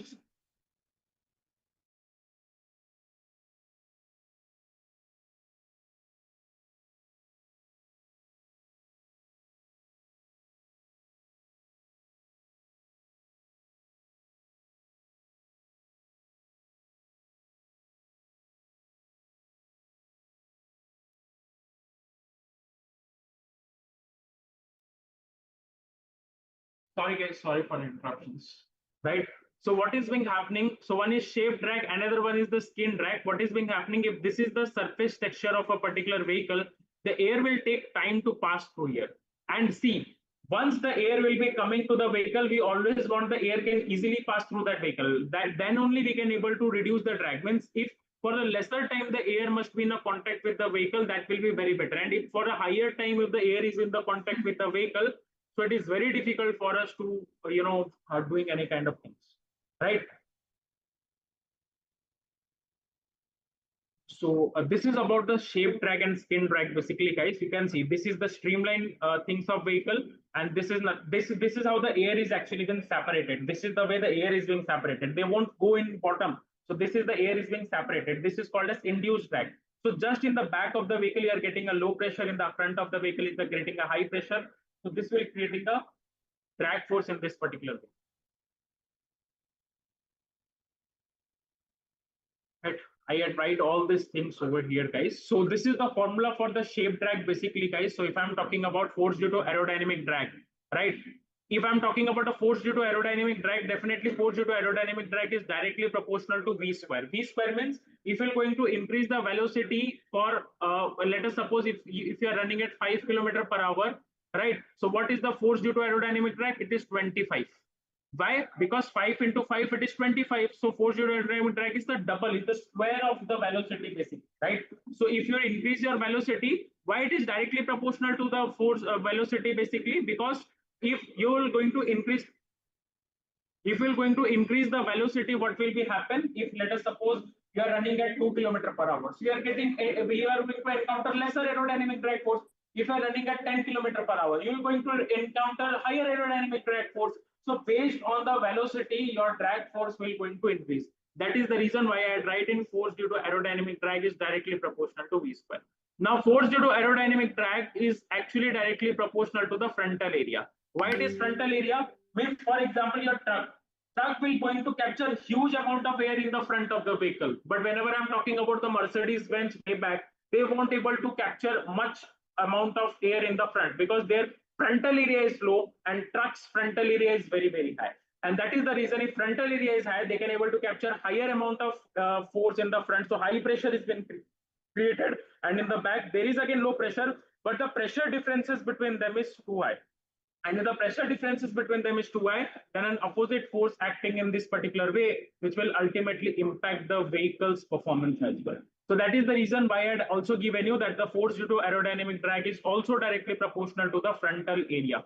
Then if I'm talking about force due to aerodynamic drag is again directly proportional to the drag coefficient. What do we understand by the term called as drag coefficient? Drag coefficient is basically a unitless or dimensionless value of a particular system, where if drag coefficient will actually tells that how your vehicle shape is being there, that it can able to pass through air easily. For example, if your drag coefficient is 0.2, then that vehicle is more streamlined. If your drag coefficient is 0.5, that is lesser streamlined than the 0.2 vehicle. If your drag coefficient is 0.8, that is lesser streamlined than the 0.5 and 0.2 kind of vehicle, right? So drag coefficient is the dimensionless quantity which actually tells that how easily your vehicle can cut through air or how easily your vehicle can pass through air.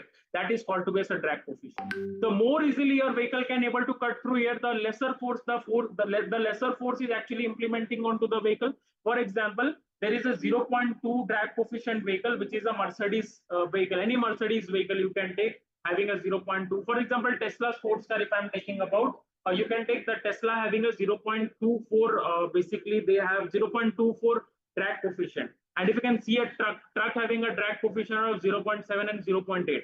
So what will be happen in that case? The Tesla can easily cut through the air. So lesser force is applied on the Tesla. But in the truck, the higher force is applied on the Tesla. So because the drag coefficient in the truck has been increases, that is the reason the aerodynamic is increases. That is the reason why I give a directly proportional relationship with them.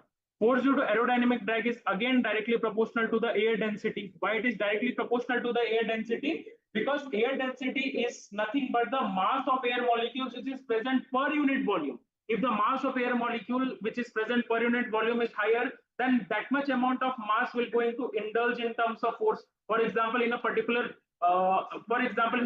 room, 10 people are being there. So 10 people will going to push a truck.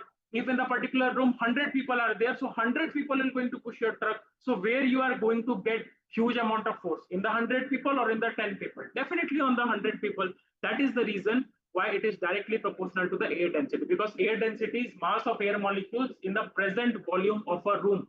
Basically, in which room if you are settled, the volume will be constant. So mass of air which is being present inside a room, that is nothing but called to be an air density. In an outside environment, air density will be vary from place to place, temperature to temperature, altitude to altitude, right? So air density is again directly proportional to the force due to aerodynamic drag. If air density will increase, that itself suggests mass of air in a given volume will going to increase. If mass of air in a given volume will going to increase, then definitely force due to aerodynamic drag will be increased. So if we're going to merge all these terms, so force due to aerodynamic drag is directly proportional to rho CD AF V square. And if I'm going to do the proportionality sign, then a constant is going to be added that we all know. So that constant is 0.5. That means half rho CD AF V square. And this is nothing but the equation for force due to aerodynamic drag. And velocity must be in meter per second. No audio. Is the audio is not audible? Anyone can do let me know. If the audio is audible, guys. Okay, fine. Yeah, I guess Govind, you have some issues at your end because yeah, fine, great, thank you everyone. Thank you. So this is all about the force due to aerodynamic drag. Then definitely the unit of frontal area must be in the meter square. The unit of drag coefficient must be, it is a dimensionless basically. If I'm talking about a drag coefficient, it is a dimensionless. It is a dimensionless one. Don't have any kind of dimension. If I'm talking about rho, it is a constant. It is kg per meter cube. If I'm talking about the rho, you can take 1.225 to 1.227 kg per meter cube. This is a constant value, right? I'm giving a hint, guys. While designing and development of a vehicle, no manufacturer will going to control this because we know force due to aerodynamic drag is directly proportional to the air density. But air density is more or less is the environmental factors. It is more or less is the environmental concerns, right? How we can able to control the God's created environment? We cannot control it, right? Because we are the humans, we cannot control the environment, right? We cannot control if there is a cyclonic storm condition. So air density will going to increase, so we cannot control it. So basically, we are not playing with this, right? So whenever we are designing the vehicle, this thing is merely constant. We cannot playing with this.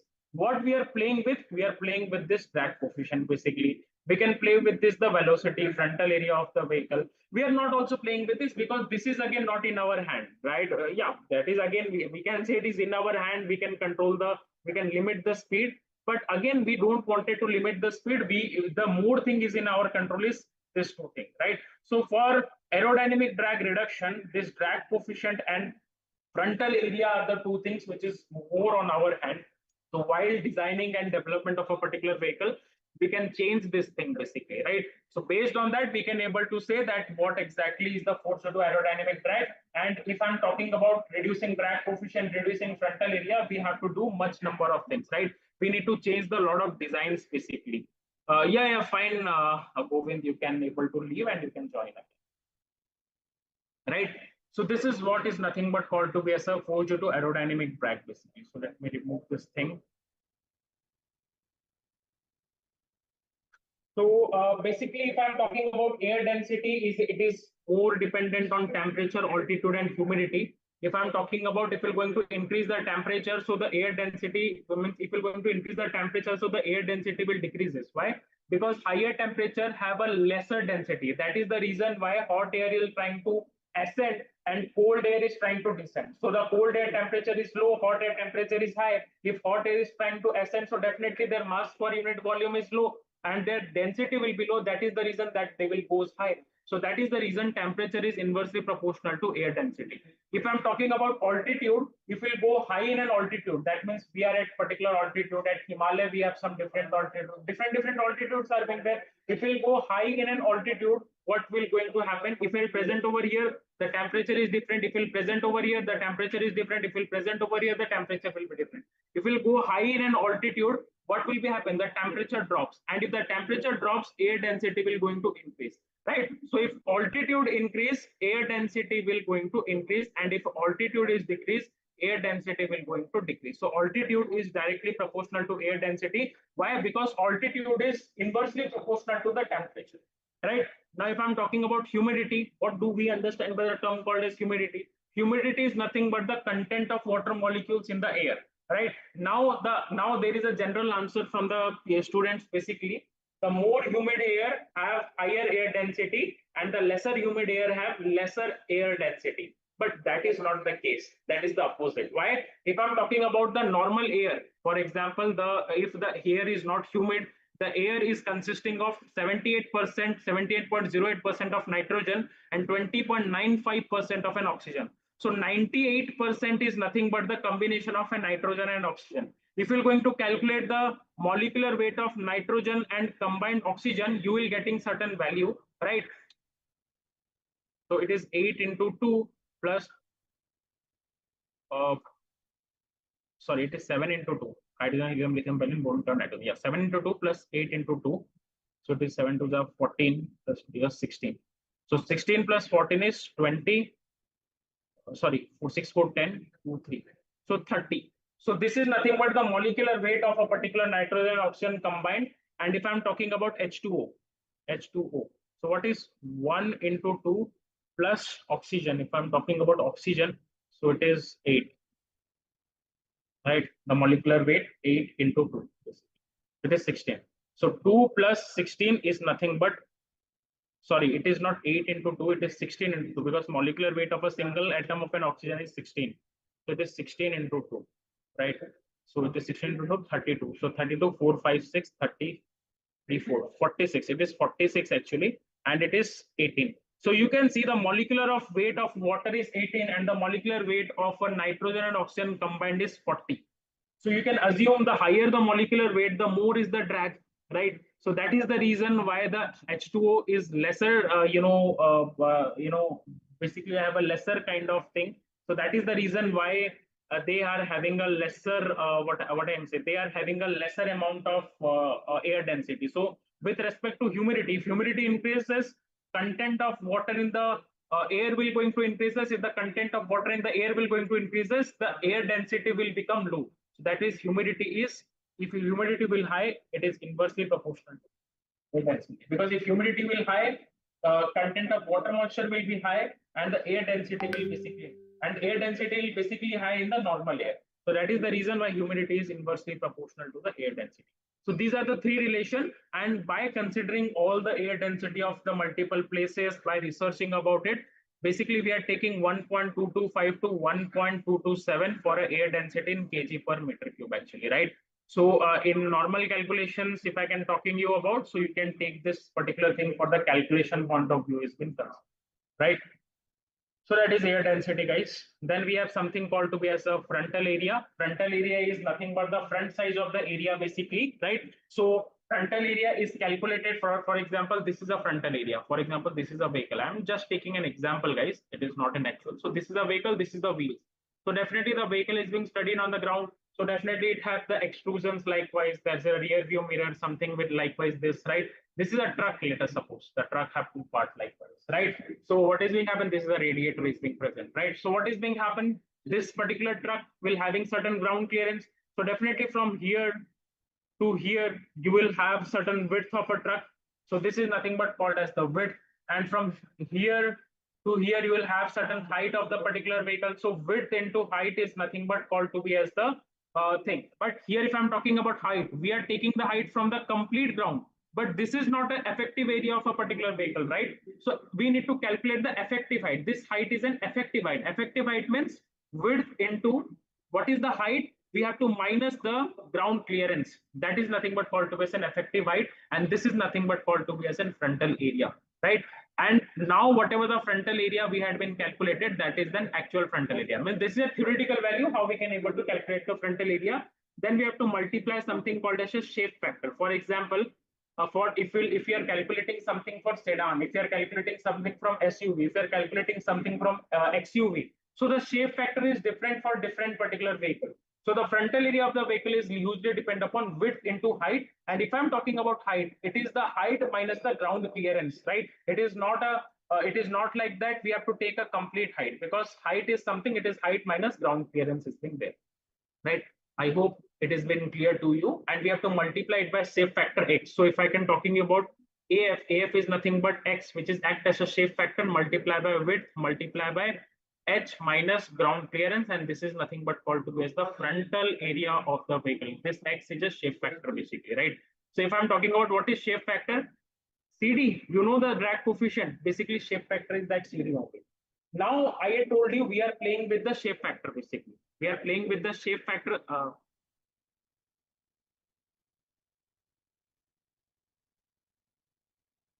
Shivang, actually, tires is also a part of effective height because tires is also a frontal area which you can able to see from the front of the vehicle. If you can see, if you can stand in front of the vehicle, whatever the portion you can able to see, even a small portion of tire, that is again a frontal area of the vehicle, right? Whatever you can see, you have to measure that. That is nothing but to be called as a frontal area of the vehicle. Why? Tire cannot able to capture the airs. Tire is also capturing the airs. That is the reason why we are utilizing nowadays in the vehicle the aero covers of the tires, right? So aero covers are being utilized in the tires that because the tires is also capturing the air, right? Right. So if I'm talking about vehicle shape, so definitely shape of the vehicle will largely affect the frontal area. Vehicle size, the bigger the size, the bigger the larger, the bigger the frontal area. Width of the vehicle, definitely the size and width are closely nomenclated. So again, the width of the vehicle is higher, the frontal area will be high. Ground clearance is also going to indirectly affect the frontal area because here you can see, right? So if the ground clearance is very, very high, so this particular thing is low, and low multiplied by low is again the things is being there, right? So if add-ons are being there, now the question comes add-ons. What do we understand by add-ons? You talk about side view mirrors. Side view mirror. This is one kind of add-on, right? Let me show you in the pictures what are the add-ons. That will be basically understood by you all. These are the add-ons, guys. This will going to unwanted increase your frontal areas, right? You can see the front shielding. It is one kind of add-on is being there. You can see the top lighting, which is called to be as a rooftop auxiliary halogen lights.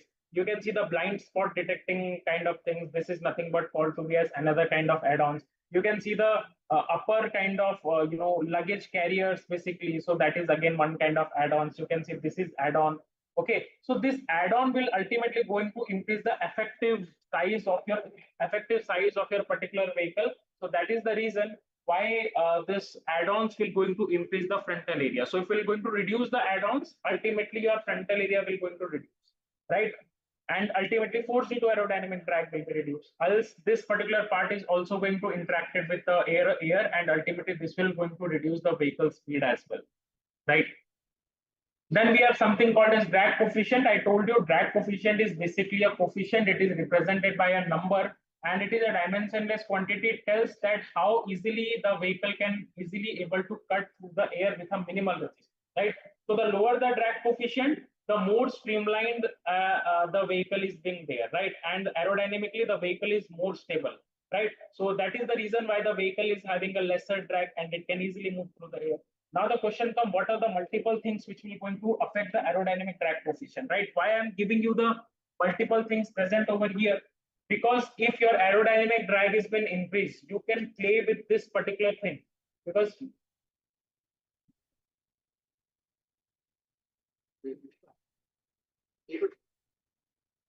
for example, if I'm talking about a vehicle shape, right? So for example, if somehow your aerodynamic drag is actually going to increase, right? So now you have to reduce the aerodynamic drag. So where you have to play for the aerodynamic drag increment? So you can play with the vehicle size, you can reduce the vehicle shape, you can take any other shape of a vehicle. You can do one thing, you can increase the surface smoothness of a particular vehicle, right? For example, for example, nowadays what is happening, you are going to the for example, if you have a car, right, and if your car is comes with a scratch basically, right, so you are going, for example, I can give you an example of an instances. Some days, not some days, some months back, we had our cars and I had basically because while back the cars I had damage a particular rear view mirrors, right? So what had happened, in order to change that rear view mirror, I have to spend 8,000 rupees. And when I see inside a rear view mirror, nothing is being present. It is just a two DC motor of two DC motors or brushed DC motors of 12 volt is being present. Only brushed DC motor of 12 volt and remaining thing is the one glass and one fiber component is having the paint. Now the question comes where the 8,000 comes into account. The cost of, I think that the cost of that particular thing is very low. So why I have to pay 8,000 rupees just in order to change that thing? the rear view mirror. So the question, then I get an answer that whatever the paint they are doing in the rear view mirror, that is one kind of shellcase painting is been coming. So that paint is bit costlier. It is 2,000 to 3,000 rupees for a particular, slice to be paint on, right? So that paint size is actually higher. Not that 12-volt motor is actually cost you higher, right? So 12-volt motor is cost you 100 rupees, 200 rupees hardly, right? But the paint is higher, and that is because that paint is being used for the surface smoothness actually. Because rear view mirror is something which is extruded from the vehicle, and if that rear view mirror cannot properly surfacely smooth, so it will going to increase the surface drag, and it might happen all the air may pass and some air may struck onto the rear view mirror, and it might happen due to the higher speed your rear view mirror will going to bend. So that is the reason why surface smoothness will again going to play a very vital role. Then we have spoilers and airfoils is being present. You can see these are the spoilers and the airfoils. If I can say, these are the spoilers and the airfoils, which can ultimately going to reduce the aerodynamic drag force. You can see these are called to as the splitters. These are called to as the spoilers basically. Spoiler will do what? It will going to create the drag force. It can do two things. It can reduce. It can going to cut the air through here so that the backside low pressure what is been created, it can be reduced, or it can able to do one thing, that whatever the air is been coming, it is going to make this back tire keep contact with the particular traction system basically, right? Splitter is being basically in the front present to split the air into two halves such that the air can be easily split. For example, if you can see the nose of a particular aeroplane, it is pointed, so the air cannot able to gather in front of the aeroplane, rather than they are splitting into top and the bottom, right?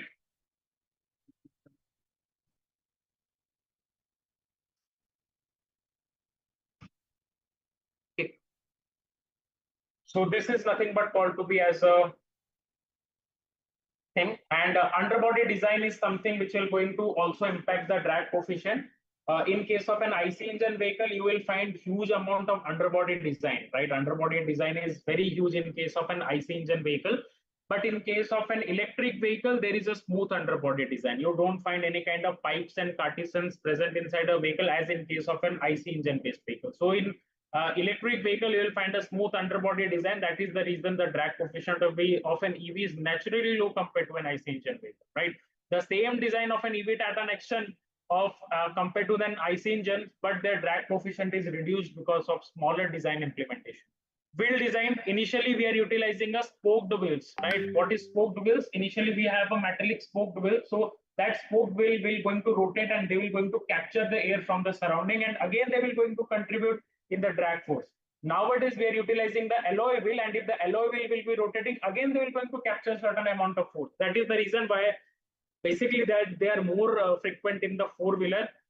That is the reason why we are implementing something called to be as the aero wheels basically. So aero wheels will going to reduce the drag. Then we have a rear end design. If I'm talking about rear end design, what do you understand by the term called as rear end design? If the rear end design will be taper, so the back side of the vehicle will be explaining a lesser lower drag lesser lower pressure, because of which the drag coefficient is can able to reduce. Then I told you external features like the roof, like the external mirrors, which will increase the frontal area, again increase the aerodynamic drag, so we can reduce on that. And air intake and cooling capacity vehicle, because see, in an IC engine vehicle you will find a large opening in the front as a radiator, but in an EV you don't find that large amount of grills in front of the vehicle, right? That is called to be as a grill shutters, right, which is present in the front of the vehicle generally for the expulsion of the hot air to the outside. So basically they are not present in an EV in a more so that is the reason why the EV is have natural drag coefficient is basically lower, right? So you can see this is a general table for the two-wheeler drag coefficient having the frontal area of this. So you can utilize this data, because this data is actually when I had been extracted from a research paper. Basically, drag coefficient is being found out by the drag coefficient is basically found out by the way of multiple things. Well, see, you have a CFD module, you have a model of your vehicle, right? So if you're going to run the simulation model of your vehicle, you can ultimately get the drag coefficient, right? So based on the simulation model, based on the multiple things, you can able to calculate the drag coefficient. For example, if I had designed the vehicle, I can able to place that thing in a CFD model, computational fluid dynamics model, and the area where the air can able to flow, I can able to calculate those area, and I can able to create the drag coefficient. Right? If I wanted to calculate the frontal area of the vehicle, I have to do nothing. I have to just implementing a mensuration and I can get it. And that mensuration is being applied by the system in the CFD analysis, like the CAD software or the analysis software. And there I can able to get the actual picture. But for that, I need have a design of a particular vehicle, and no company will going to reveal the design of a particular vehicle, right? So these are the multiple drag coefficient of a particular vehicle having a frontal area in the side of it. So you can take and you can design any vehicle in the basis of that, right? So I just given you, this is the streamlined vehicle to showcase you that how the air is being happening. So underbody, you can see these are called to be as the aero covers of a particular wheels, aero covers. This is the underbody design of the MG Comet. You can see that is more smooth, right? Some companies are doing, they are actually covering the underbody with the smooth panels. That smooth panels will again allow the air to smoothly pass through the bottom. So you can see the IC engine one have very complex. This is a catalytic converter. This is exhaust pipe. They are being there. So two catalytic converter are actually been present. Differential, Stephanie wheels are actually been present over here, right? So this is more complex underbody design, I can able to say. So that is why EV has naturally a low aerodynamic drag force compared to that. So this is the multiple testing, like wind tunnel testing, where we are placing the vehicle on the wind tunnel, we are passing the air, and we know that what is the air density of this particular chamber. We know the drag coefficient. We have to calculate the drag coefficient. We know what is the force which is being applied by the air. We know the frontal area. We know the velocity. We are plotting those things, and we can able to calculate the drag area of the particular. Like basically, we are calculating for the different velocity so that we can able to give a range of to this. Apart from that, we have a CFD analysis, computational fluid dynamics analysis is a computer-based method to simulate the airflow in the vehicle. Basically, it is solve the equation of the fluid, which comes from the Navier-Stokes equations. Those who are from the mechanical background, they are well known to that. But for design, for to test this particular thing, you have to design the 3D model in the CAD basically. Right, and this is a road testing with a sensor, right? If you're going to implement a lot of sensors in the road, and practically you can test this aerodynamic drag, whether the coefficient, whatever you had calculated in the wind tunnel testing in the CFD analysis, whether you are getting the same kind of force or not in the external environment when it is being tested in the real world condition. Mostly it is not same. If I can say you, it is nearer to the same basically, but it will be fine, right? So engineers are calculating the drag coefficient from the same formula, what is happening in the wind tunnel testing, and adjusting for environmental condition. Like when they will going to test at the environmental condition, they can able to consider the wind of that area, the temperature of that area, the wind coefficient of air density coefficient of that area, and after that they will going to test, right? So this is all about the aerodynamic drag force, everyone. This is a small question for that, but means rather than solving a numerical, our work is to understand on the MATLAB perspective. So that's why we'll go more towards the rolling resistance. That is the first force has been completed, which is force due to aerodynamic drag. Second force, which we're going to learn about, is it is nothing but the force due to rolling resistance, right? So if I'm talking about a force due to rolling resistance, it is actually comes from the tire, wheels, and the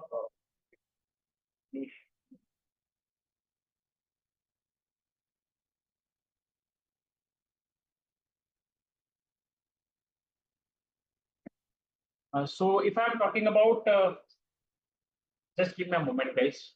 Just give me a moment.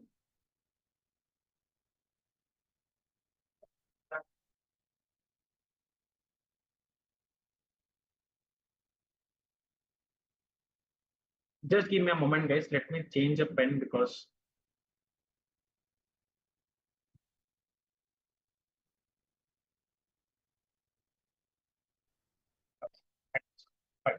So if I'm talking about a rolling resistance, so rolling resistance is actually been termed when the wheels is actually in the contact with the surface. because we know the wheels are always in the contact with the surface. So whatever the irregularities comes in the road, first it is being transferred to the wheels, then it is being transferred to the suspension, and from the suspension maximum thing is being absorbed and small amount of vibration is being absorbed by you, right? That is something which is happening in the general way. So the first point of contact who will going to experience all the irregularities, that is nothing but your wheels only, right? So the rolling resistance will be always comes into your wheels. Now the question comes, why the rolling resistance has been coming to your wheels, right? The reason being, let us suppose your wheels is made up of, let us suppose you just remove all the chassis, you just have a wheels, you just have a two wheels. One is the steel wheels, one is the rubber wheels.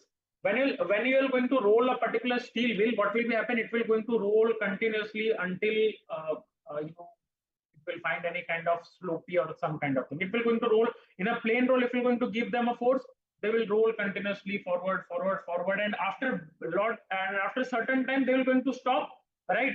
But if you're going to roll a wheel which is having a rubber tire, so when you're going to roll them, when you're going to pull them, so what will be happen? When you're going to push them, what will happen? They'll go to certain distance and they will stop. So the distance which has been covered by the steel tire and the distance which has been covered by the rubber tire is different. The distance which is been covered by the rubber tire, it is lesser. The distance which has been covered by the steel tire is very, very high. Why it is being happening? Because whenever the steel tire is actually, for example, this is the steel tire, whenever it is comes in a contact with a particular surface, it is least deformed. This contact patch is least deformed, right? Why? This is a steel tire, that is a solid material, they are least deformed.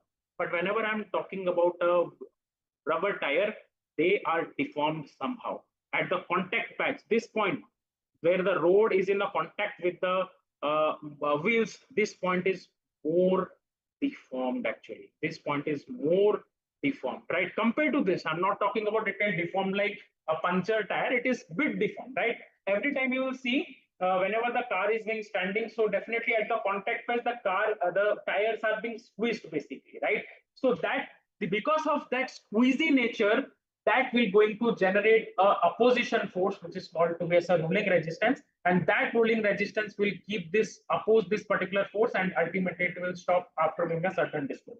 But here it is least deformed, or it is not deformed, we can say. So it will going to roll for higher amount of time until the opposing forces act on this particular, right? So the biggest contributor in the rolling resistance is the material of a tire, especially the rubber compound, right? So the softer rubber, if I'm talking about, they are more deformation, right? And they have a higher rolling resistance coefficient. And if I'm talking about EV eco tires, basically, or harder rubbers, basically, they are the least deformation, so lower mu RR, right? So if I wanted to check a performance tires, they are soft basically for the better grip, but they have a higher resistance. But if I wanted for a eco tires, EV eco tires, nowadays EV eco tires are only being used by the MRF, by the C8, right? They are specially designed to reduce the energy losses. What is being happening? If this, why is the energy losses is been happening? Just I will explain you the small concept behind it. Why the energy loss has been happening? Just give me a moment. Let me explain you here.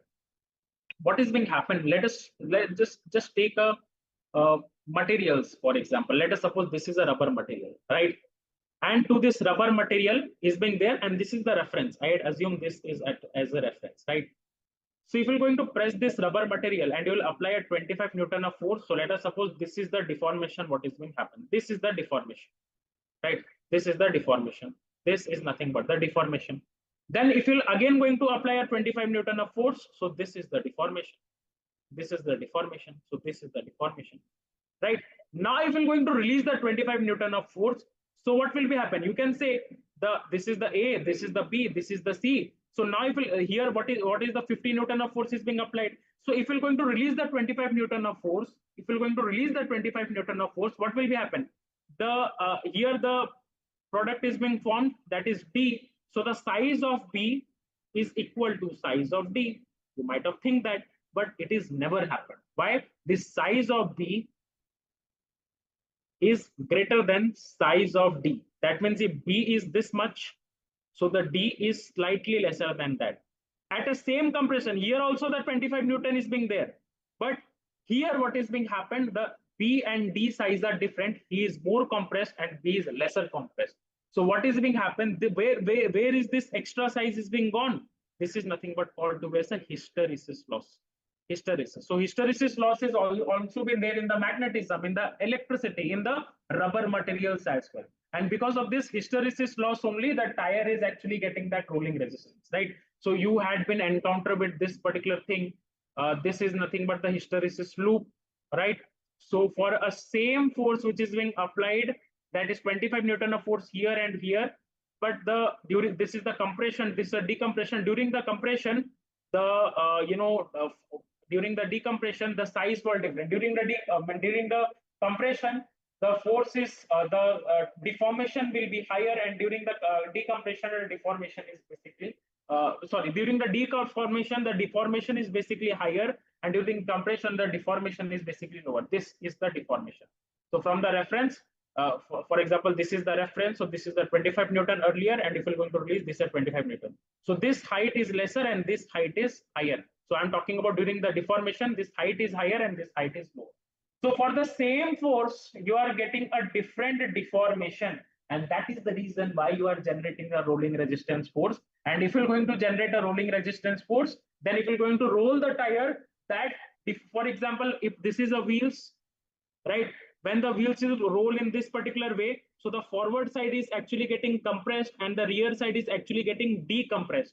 So you can see at a forward force, the compression will be there, and in the reverse, the decompression will be there. So what will be happen in between that? There will be an hysteresis loss, because while compression, while decompression, you will be find different kind of height, right, or different kind of deformations. So this is called to be hysteresis, and because of this hysteresis only, the wheels will going to generate a huge amount of rolling resistance force.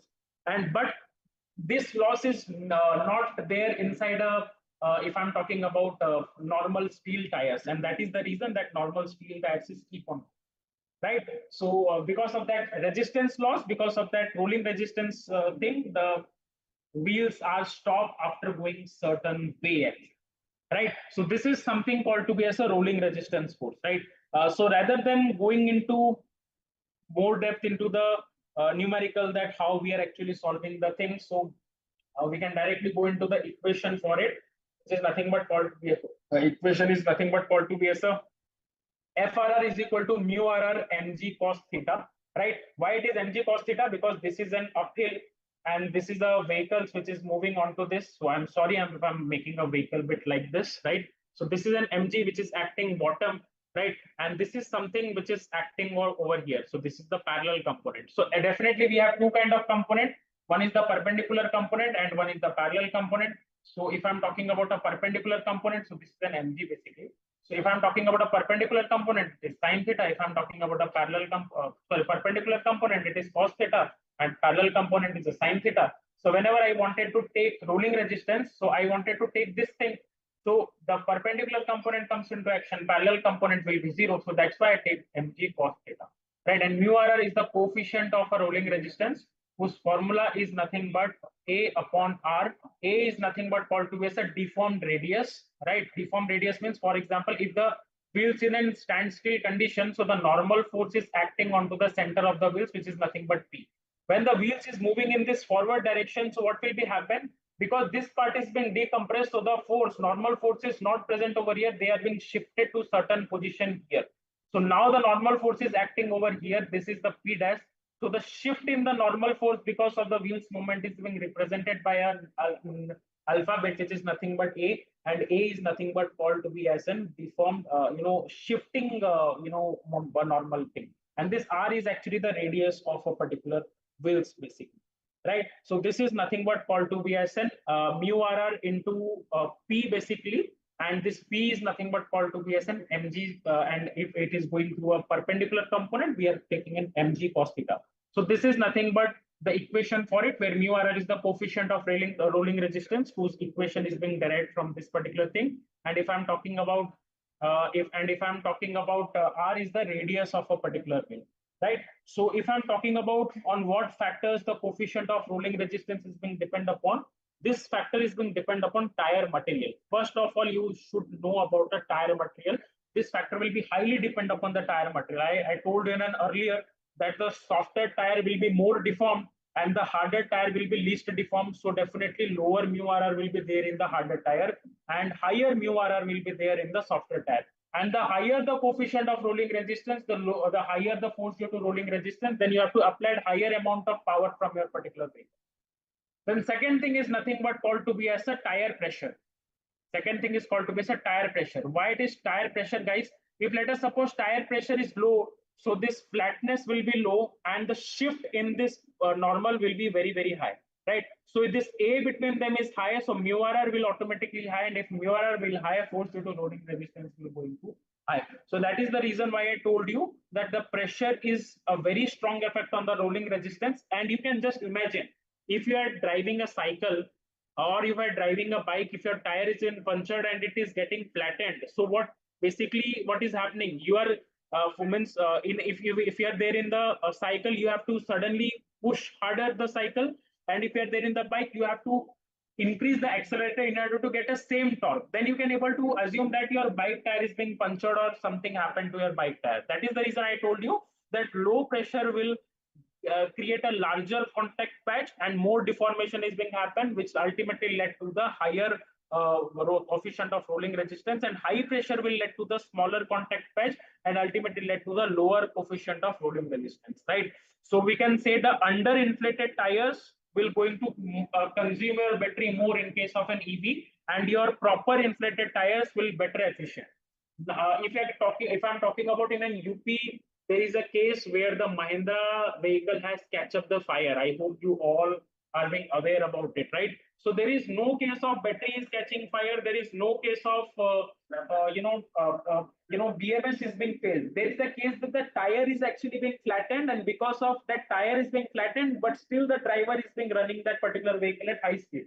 Because of it, the tire material is being stretched and they catch fire. But I will told you that the battery and the BMS is absolutely okay. Yet not they had been damaged. The Mahindra had claimed, and it is been proved.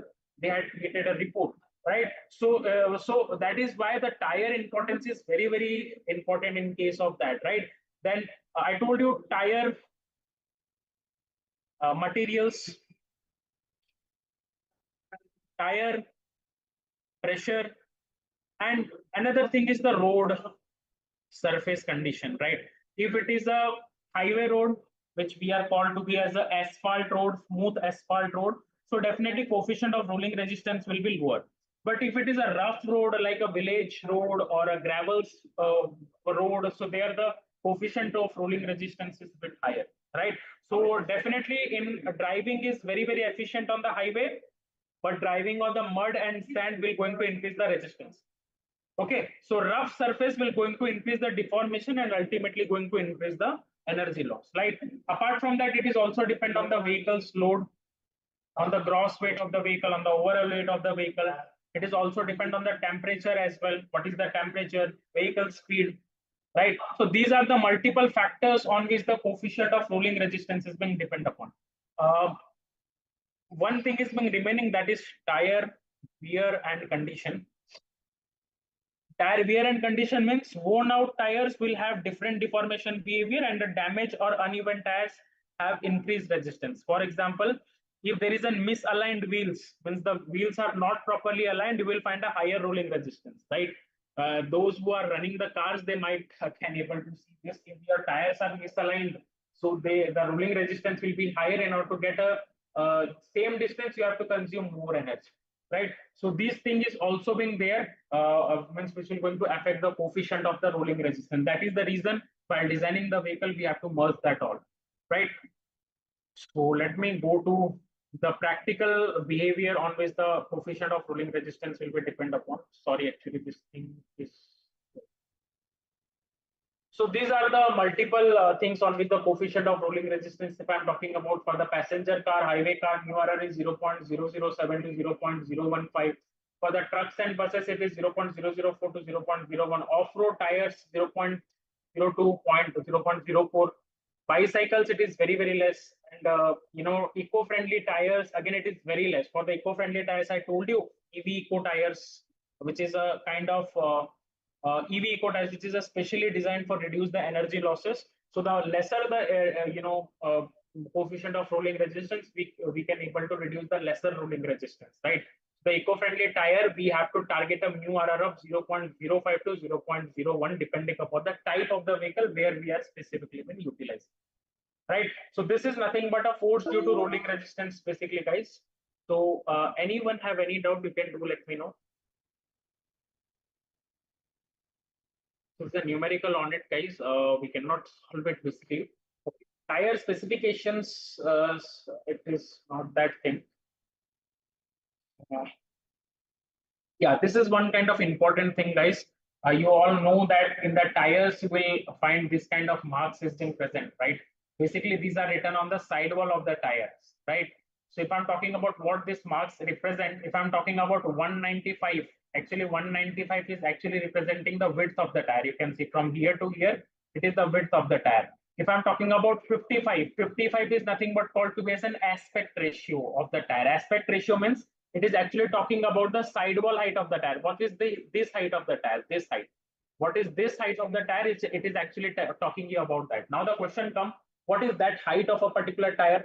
What is this height of a particular tire? It is written 55, so don't write 55 millimeter. It is actually 55% of sidewall width. 55% of sidewall width. What is the 55% of sidewall width? 55 into 195 by 100. If I'll do it in a calci, just give me a moment. 55 into 195 into 100. 55 into 195 divided by 100. If I do, I will get something around 107.25. So this is nothing but the sidewall height in mm, right? So it is not given directly. R is nothing but called to be as a radial tire, right? There is two kind of tire, radial tire and base ply tire. So R is radial tire. 16 is the rim diameter, you can see, right? So 16 is the inches. It is given in inches. It is the rim diameter in inches. And 87 is the load rating, that how much load this particular tire can able to handle. And last alphabet D is actually representing the speed indicator of this tire, that how much speed this particular tire is specifically designed for, right? So basically why I had given you this thing, for example, if you wanted to convert, let us suppose any kind of vehicle, for example, Maruti Swift Desire, and you want to remove the engine and you have to implement the battery, and you can implement a motor. Now you have to test if you wanted to run a Maruti Swift Desire. So how much torque you have to generate, 50 Newton meter or 100 Newton meter, in order to go from 0 to 100 kilometer per hour in 6 seconds or 60 or 6 seconds or 10 seconds likewise. So how much speed you need to overcome, means how much Newton meter of torque you are required. So for that you need to calculate a radius, right? So that radius is been calculated from here. How it has been calculated? Radius is nothing but this part of the particular wheel. So this part is consisting of the rim radius, means the rim radius, right? Apart from that, the sidewall. So sidewall is given in mm and radius, and you know this is the diameter of the rim, because diameter is the complete thing. So if diameter of the rim is 16, radius of the rim is 8. 16 by 2, it is 8. So radius of the rim is 8 inches. So you can convert this inches to mm. Then you can add this to, you will get the complete diameter of the wheels on it, right? So that is why I will explain you this particular thing of right. So you can see here the speed rating is being written for L. You can give 120 km per, and it is for light road, trucks, off road. For passenger car, you are generally go for a Q, R, S, T, U basically, right? And again, V is also for the passenger cars if I'm talking about, right? U is also for passenger car, V is for the high performance cars, H is for the passenger car. Generally, if I'm talking about our vehicles, generally our vehicles or bikes is having this T or U kind of category is been coming basically. S, T, U category, the bikes are coming, right? So these are the various parts of the, it is not that important, guys, actually. So that's I'm not going through this. So this is a hysteresis losses, which I had already told to you. Contact patch I had already told to you. Overinflation, underinflation I had told you. So this is a wear and tear of the tires is being there.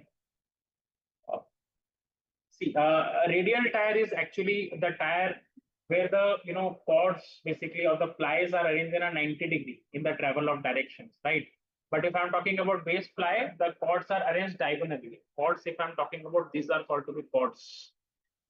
Just give me a moment. Let me go to the tire constructions. Yeah, these are chords. So these are the radial tires where they are arranged in this particular fashion. So this is the wheel. Let us suppose this is the tire. So they are arranged in a 90-degree fashion, right? But if it is a, for example, let us suppose these are they are arranged in a 90-degree fashion. For example, in case of base ply, they are arranged in this way. The chords have been arranged in this particular way. So these are the base ply tires. Basically, all the vehicles have radial tires only. The base ply tires are basically used for the higher vehicles, trucks, and all. These are utilizing the base ply tires basically. So as far as vehicle is been concerned, they are utilizing the radial tires, right? Then third force, which is, so we had understood about two kind of force. One is force due to tractive effort is nothing but force due to aerodynamic drag. We had understood force due to rolling resistance. Now we have to understood the force due to linear acceleration. Linear acceleration means Fa, right? So what is, sorry, not linear acceleration. We have to understand the force due to hill climbing basically, HC, right? So what is force due to hill climbing basically? Whenever you are going at certain degree, means this is nothing but called to be as a degree. This is nothing but the theta, and this is nothing but the vehicle is going through here. So at certain degree, if the vehicle is being traveling, so there must be a hill climbing force which will trying to pull the vehicle backward, right? So that force we need to be work on, and that force is nothing but called to be as an mg, which is nothing but this force mg, and where the component of mg is working, that is the parallel component or perpendicular component. So FHC is the parallel to the road. So mg sine theta, and we know per parallel component is actually represented by sine theta. That's why mg into sine theta is nothing but force due to hill climbing, right? Where g is 9.81 meter per second square and is a mass, theta is nothing but called to be as a slope angle. So mg sine theta is nothing but the force due to hill climbing basically, right? So if I'm talking about other forces, right? One thing is being present over here, that is called to be as the concept of gradability actually. Gradability, right? So gradability is nothing but it is the slope that the vehicle can easily able to overcome by whatever the power it has been there inside a traction unit, right? So maximum slope the vehicle can able to travel, that is nothing but called to be as a gradability. So gradability is equal to tan theta basically. If I'm talking about gradability is actually been equal to tan theta. And in order to calculate the gradability, we have to consider and we have to assume something. We are assuming that vehicle is going at very, very low speed, that is velocity is equal to 0. If the velocity is equivalent to 0, so force due to aerodynamic drag will be 0. So that is the first assumption we have to take. The second assumption we have to take that that the force due to rolling resistance is again equivalent to 0. And if the force due to rolling resistance will again equivalent to the 0, then definitely FRR will be 0, right? And if velocity and accelerations are actually been 0, that vehicle is traveling at very, very low speed. So definitely force due to linear acceleration and force due to angular acceleration will also going to be 0, right? So if we're going to add all the force, that is force due to tractive effort is equal to force due to force due to aerodynamic drag, force due to rolling resistance, force due to hill climbing, force due to angular acceleration, force due to linear acceleration. If you're going to solve this 2 is 0, this 2 is 0. So in this calculating gradability, FT is directly FT is equal to FHC. What is FHC? It is mg sine theta, right? So if I'm going to solve FTE, it is equal to mg sine theta, and if I can calculate a sine theta from here, so sine theta is equal to FTE divided by mg, right? Now if we're going to take a right angle triangle, and we can able to take this angle as theta, and if I'm talking about it is P by H, what is P? It is FTE, and H is nothing but called as hypotenuse basis mg. So it is root over of FTE square minus FTE square minus, sorry, mg square minus FTE square, because hypotenuse minus perpendicular is there. So mg square minus FTE square. So this thing is actually been there, right? So this is nothing but called to be as the base. And if I wanted to calculate a tan theta, so how do I calculate a tan theta? Tan theta is equal to P by B. P is nothing but force due to tractive effort divided by B is nothing but root over of mg square minus FTE square, right? So this is nothing but called to be as a tan theta basically, right? So if there is a gradability given to you, that 5% gradability, 10% gradability, 16% gradability, then you can able to calculate the tan theta, or you know the tan theta. And if you want to calculate a sin theta, because to hill climbing force you have to use a sin theta. So you can take the formula that sin theta is been calculated is equal to tan theta by the trigonometric form root over of 1 plus tan square theta. Right. So you can take this formula to calculate a sin theta. In certain question, you will find this thing that to be solved once. You can use this formula directly, or you can do tan theta is equal to tan inverse of FTE divided by root over of mg square minus FTE square. You can do this thing as well. No issues on it, right? So that is what is nothing but called as a force due to hill climbing force, right? So I'm deleting this all. So this is the hill climbing force. So we had completed three kind of force. Force due to tractive effort is equal to aerodynamic drag plus rolling resistance plus hill climbing. Then we can go for next force, that is linear acceleration and angular acceleration.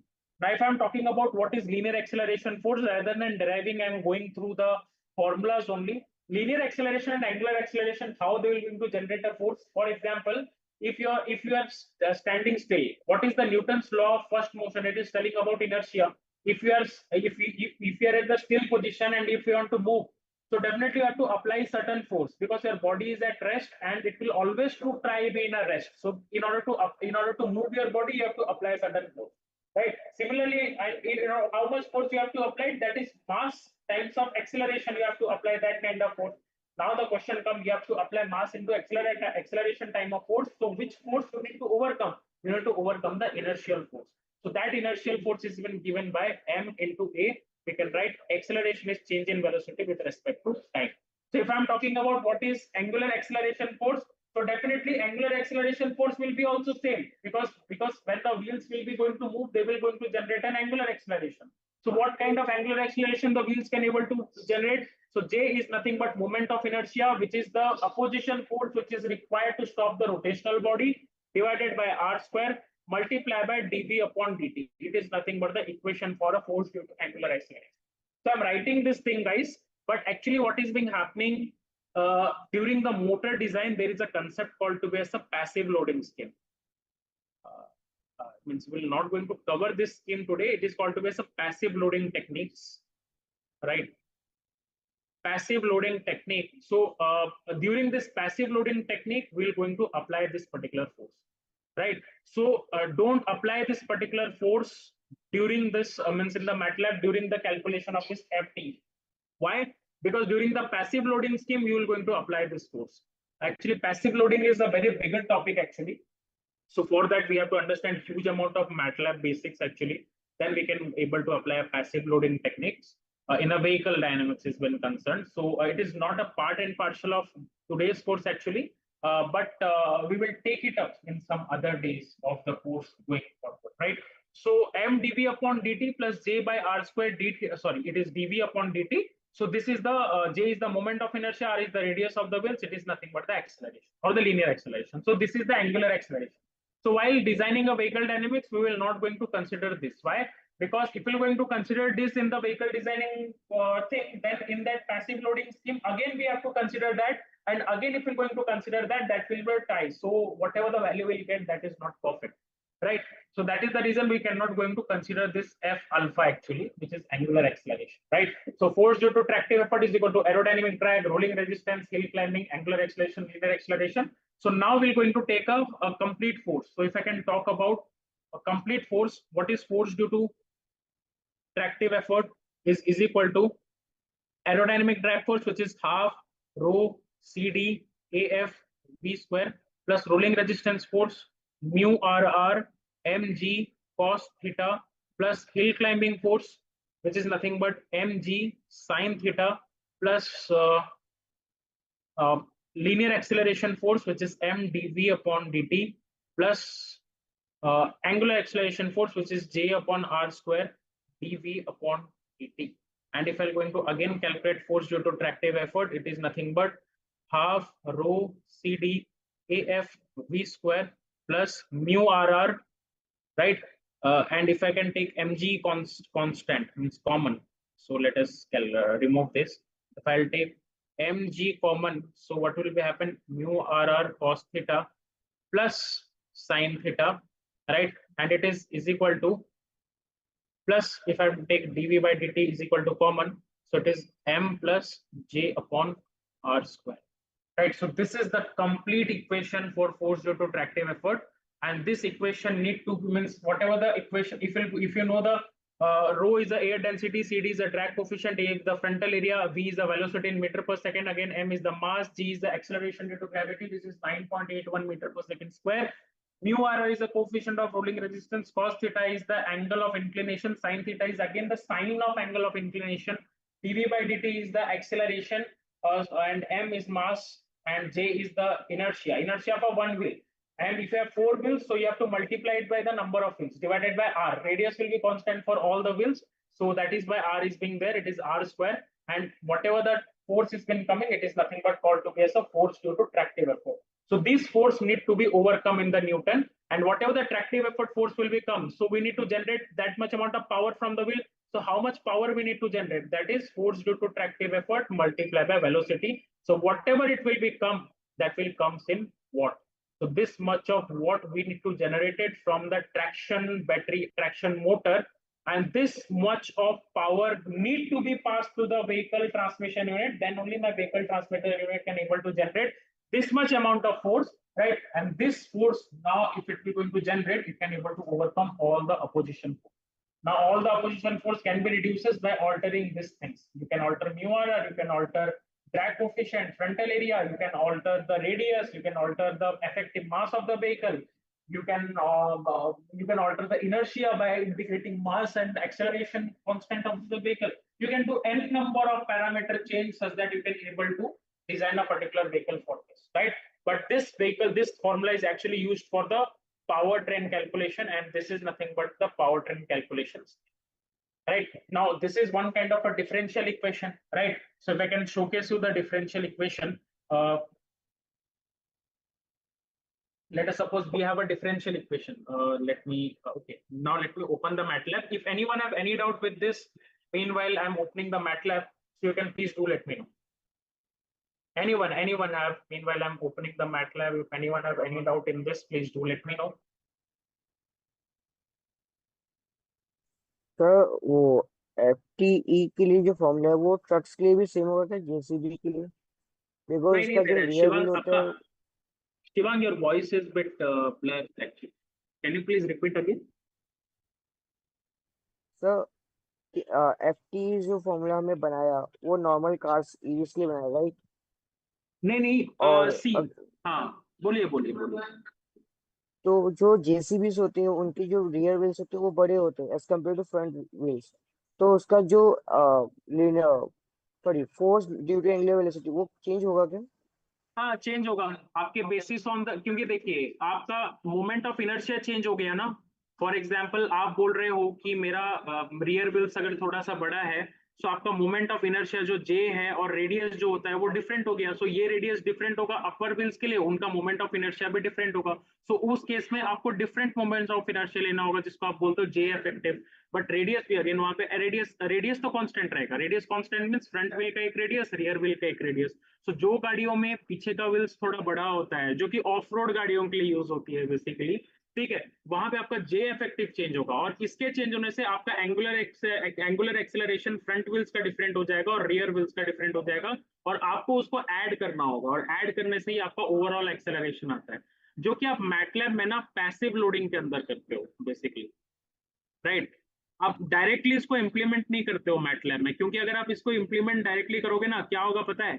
आप एक बार ये equation को solve करने में इसको implement करोगे, फिर उसको एक बार मोटर के इक्वेशन में इंप्लीमेंट करोगे तो डबल हो जाएगा वहां पे, तो आपका जो भी वैल्यू आएगा ना वो बढ़ के आएगा। एक्चुअली उतना पावर का रिक्वायरमेंट ही नहीं है, बट आपका आएगा उतना ज्यादा पावर बढ़ के, राइट? इसलिए आएगा क्योंकि आपने 2 बार इसको इंप्लीमेंट कर दिया। इसलिए मैंने आपको पहले ही कहा कि आप जब भी मैटलैब में ये डिफरेंशियल इक्वेशन सॉल्व करते हैं, so don't consider this angular acceleration, क्योंकि पैसिव लोडिंग स्कीम में आपको वैसे ही मोमेंट ऑफ इनर्शिया कंसिडर करना है, वो भी इंडिविजुअली। तो जितने मोटर लगाएंगे, फॉर एग्जांपल आप ईवी में 2 मोटर लगाते हैं, एक फ्रंट में एक रियर में, तो जहां पे आप मोटर लगाएंगे वहां का मोमेंट ऑफ इनर्शिया आप कैप्चर करेंगे। समझ गया? Yes, sir. Thank you, sir. Just give me a moment. Just give me a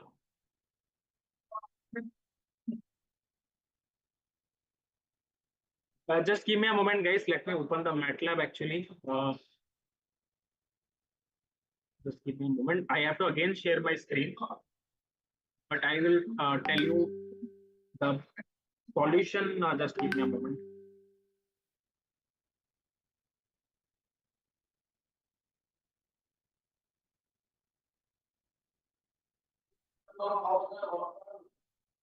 Just give me a moment, guys. Let me open the MATLAB. Actually, one file is being there. It is not open.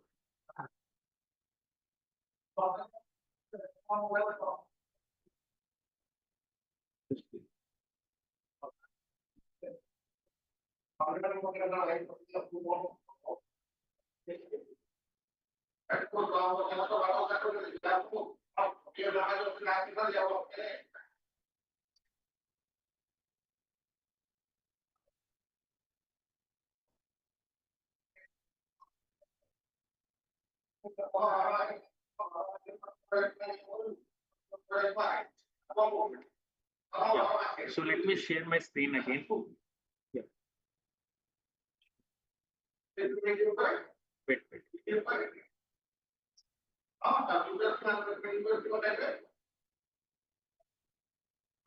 I hope you can able to see my MATLAB screen. It is a simulation model. It is just a model that how to solve a differential equations basically. So this is a summation block, guys. If I wanted to solve a differential equation, for example, I have a differential equation. Let us suppose here if I'm talking about if I'm talking about 1/6, so here dy by dt. Just give me a moment. 6 dy by dt plus just give me a moment, guys. It is 6 d square y by dt square. Then it is 5 dy by dt plus 9y is equal to 2. Let us suppose I have to solve this particular equation in a MATLAB, because this is a differential equation, and whatever you had solved in the vehicle dynamics equation, that is again a differential equation, right? Now, if you wanted to solve this differential equation using a MATLAB, how you will going to do? You will keep this d square y upon dt present over here, and you will take all the things minus 5 dy by dt minus 9y, right? Sorry, minus 9y. So what you have to take? You have to take a summation block where you have to give a +2 as an input and remaining 2 as a minus, right? So it is a 6. I will consider output here is d square y by dt square. If I'll multiply 6 d square y by dt square, and if I'll multiply it by 1/6, so here we're getting d square y by dt square. And if I'll integrate it again, I'm getting dy by dt. And if I'll again multiply it by 5 with a gain, I'm getting it to the minus. So it is being added, or it is being subtracted.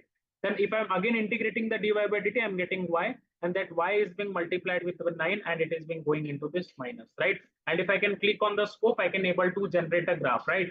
So you means if I'm going to solve this differential equation, put the value of x and put the value of y, and then use to do that all thing, then it will take certain time, right? But if I'm using the MATLAB, solving this is very simple, right? So just if I can able to solve this, let me run this, right?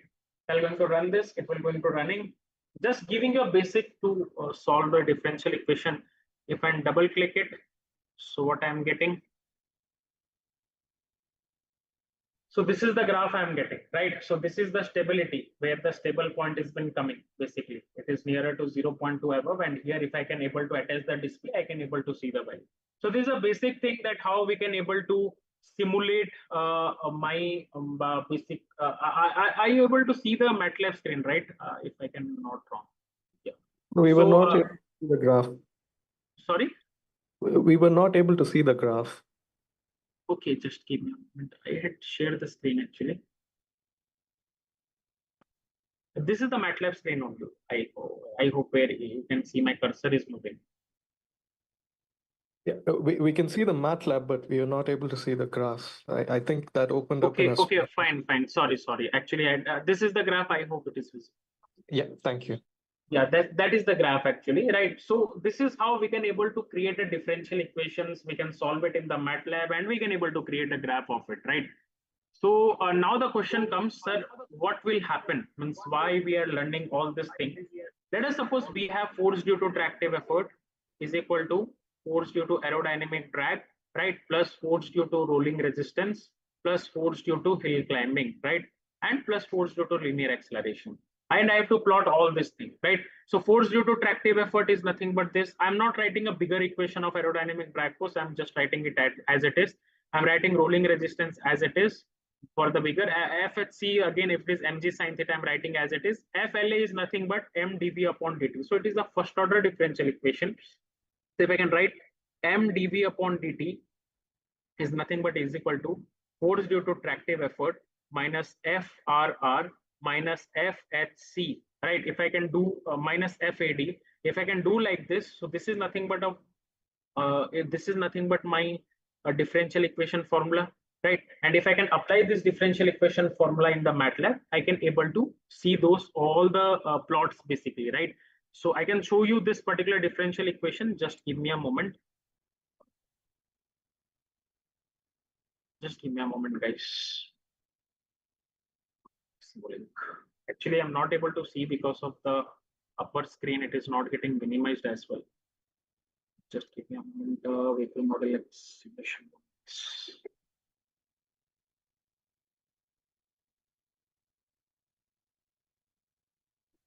Yeah, this is the vehicle model which is being generated by me actually, based on the vehicle what I have, right? So this is a mathematical model of a particular vehicle, right?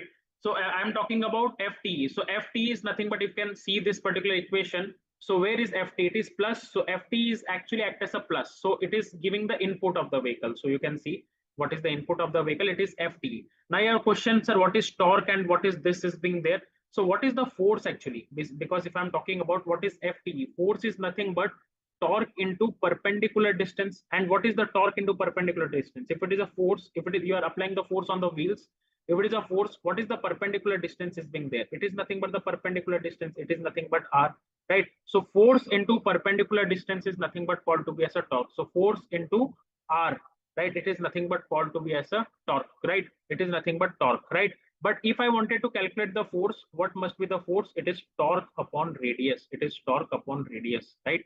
So that is the reason why I'm mentioning the force due to tractive effort as torque upon radius. So you can see here torque, and I consider a radius and an anonymous value that is 0.279. I'm just consider taking a specific value actually. You can take based on your wheel radius, whatever you have, right? So this is the torque upon radius, which is nothing but the force which is going to the positive, right? FAD, which is nothing but half, which is nothing but given as 0.5. Rho, which is nothing but given as mass of the air, which is 1.225. Let me take it 1.225 rather than 1.2, such that you cannot have any confusion. So 1.225, it is being there. Drag coefficient is 0.04 and frontal area I had taken as 1.2 meter square, right? And this is nothing but in the bottom, it is m dv upon dt. And it is, if I have to cancel m from here, so I have to multiply a gain of 1 by 200, that is 1 by mass. Mass is nothing but I had considered as 200 kg. And if I'm considering m over here, so m is cancelled over here. If you're going to multiply m, so how it will be looking like at the output, how I'm getting the value? M dv upon dt multiply by 1 upon m. So m and will be cancelled. So answer will be dv upon dt. And that is nothing but the answer present over here. So that is the reason why I had given this thing. And if I wanted to again further convert it into the Vx, so it is nothing but I have to put an integrator block. So output of this thing is nothing but V, and we have to make a V square of it for a FAD. So this is a V square. V square half rho CD AF V square, right? And this is nothing but I had given here. You can able to see the speed in meter per second. Basically, it is a scope for it. But if you wanted to see the speed in kilometer per hour, so you have to multiply 3600 divided by 1000 in speed in kilometer per hour. Your work is over here. Distance is basically 1 by s. Basically, you can do speed upon distance 1 by s. Then you can able to calculate the distance, right? It is a wheel RPM basically, where you don't have any kind of gear. You have to multiply 2 pi r, basically 60 upon 2 pi r. So it is nothing but called to be, and 2 pi r is nothing but 0.2792. In order to convert this wheel RPM basically to into RPM. But basically, this to have no things on it, because we don't wanted to go on this. We wanted to plot a torque speed characteristics of a vehicle, because whenever we are going for a motor design, we require a torque speed characteristics of this particular vehicle, right? If I wanted a torque speed characteristic of this particular vehicle, if I have a lookup table, I can directly plot that lookup table inside a particular motor equations as an input. Then setting other parameters, I can see whether the motor can able to generate that much amount of power or not. So for that, I have to generate the torque speed characteristics, right? So that torque speed characteristics is actually been generated from here, and torque speed must be in kilometer per hour, right? And there is no option that you can easily convert that into RPM or by multiplying 60 upon 2 pi r, right? Omega upon 2 pi r, likewise you can do. Means converting kilometer per hour to R. That is not a big deal for us. But I wanted to plot torque in Newton meter into speed in kilometer per hour, right? I had taken a weight 200 kg, I had taken a R in 0.279. This is just for an output measurement that we can able to see the output over here. I can able to calculate the things over here, right? Now let us suppose this is an mg sine theta, which is FHC, which is nothing but called to be as a mg sine beta, right? I had forgotten to take another thing, which is nothing but called to be as a rolling resistance. So you can do one thing, you can take the rolling resistance as well.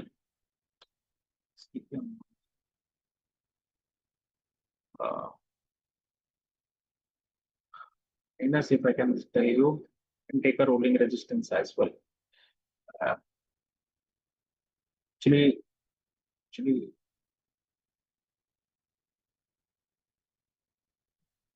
okay, let me first check it over here, then I will put the rolling resistance and I will let you know, right? Because I need to extend it a bit further. Actually, what had happened, this is a model where I forgot to take the rolling resistance when I'm modeling this particular parameter, but you can take a rolling resistance actually, and I'd simulate this thing. So I need to further increase it. So first we're going to check it after, means without considering the rolling resistance, what must be the value, then we can plot a rolling resistance and we can check. Wait. So now the question come, I have to check the speed torque characteristics of a vehicle. So just give me a moment, guys. Just give me a moment. Where's this?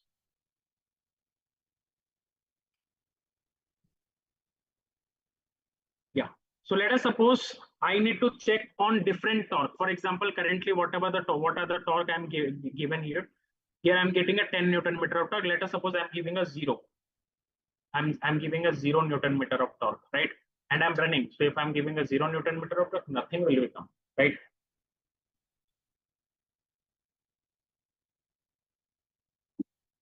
Take some time. Okay, it is 0, right? So for 0, we have to take what is the a Newton meter, what is the torque is being there. Then we can go for 5. Then we can go for 10, right? Then we can go for 20. Then we can go for 5, 10. Then we can go for 15. Then we can go for 20. Then we can go for 25. Then we can go for 30, right? Then we can go for 35. Then we can go for 40. So you can take it up to 40, but you can go up to 100 as well, as per your convenience, right? So if I'm talking about a 0 Newton meter of torque, I'm getting a value of 0. If I wanted to convert that 5 Newton meter of torque, so just I have to plot a 5, right? I have to plot a 5 over here, 5 Newton meter of torque. If I'm going to apply a 5 Newton meter of torque, and if I'm going to run it, right? So whatever the value I'm getting. So if I'm compiling it, I'm getting a 28.11 value. And if I'm going to see it on the scope, right?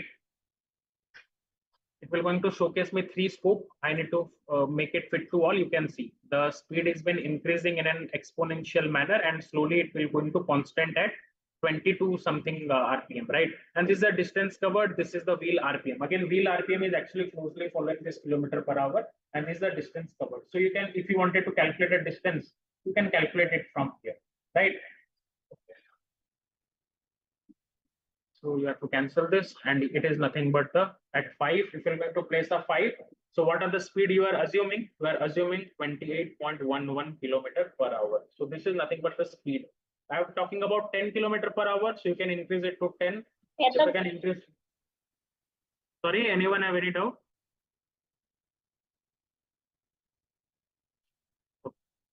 If you can take the torque 10 Newton meter, so if I can tell you, you can go to 39.75, you can check the graph, you can fit it to the scope, again you are getting a 39. You can see the steady state speed is the 39, again here the RPM is again you are getting it, right? So you can see anything, right? If I'm talking about 10, 39.75, right? Then if I'm talking about 15 Newton meter, if I'm talking about a 15 Newton meter, so here I'm taking a 15 Newton meter. So if I'm taking a 15 Newton meter, what should be the thing present over here? Let me run this thing. So if I'm running this thing, you can see at 15 Newton meter, I'm getting 48.68. So I'm getting 48.68, right? Then we go to the bottom. If I'm going to increase the Newton meter to 15 to 20, right? I'm just plotting the torque speed characteristics and then I will be store it into the lookup table. That is what is been required for me if I'm doing the motor designing, right? So which is a part of an electrical, right? So basically this model is being designed for the purpose of motor getting the design the motor basically. For 20, if I'm talking about, if I'm going to run it, it is 56.21. If I'm talking about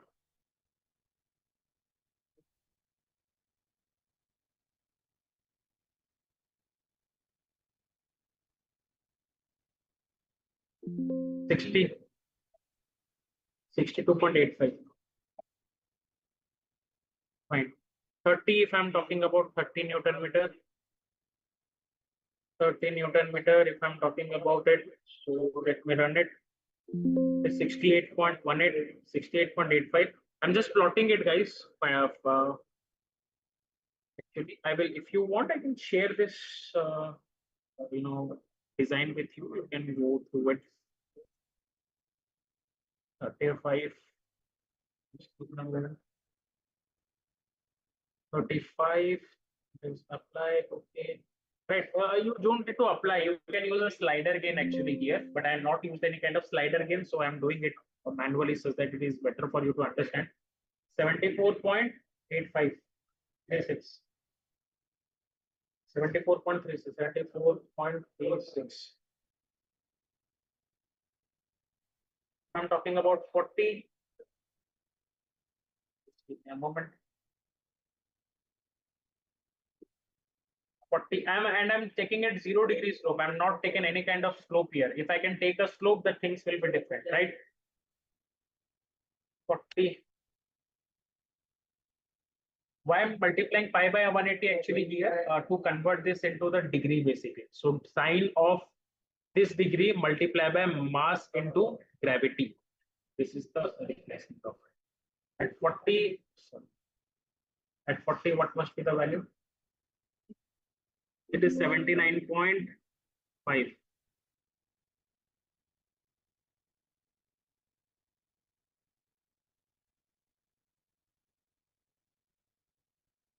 Okay, so this is nothing but the value of a torque speed characteristics which I had get from this particular system, guys. Right now the question comes, if a time comes and if I tell you that you have a motor equation, now you can plot this thing as an input, right? Now you can plot this velocity value as an input of the motor, right? So you have to again draw this much of bigger picture where you will going to add a rolling resistance as well. If you're going to draw a very big picture present over here, then it is very difficult for you to get that particular thing, right? So that is the reason why you have to store this particular value in some form. So in a MATLAB, there is a function which we are utilizing that is called to as 1D lookup table. If we'll go to the library, in the library, we'll type 1D lookup table. Sorry. A moment actually. 1D. Just give me a moment. Let me copy it and paste it.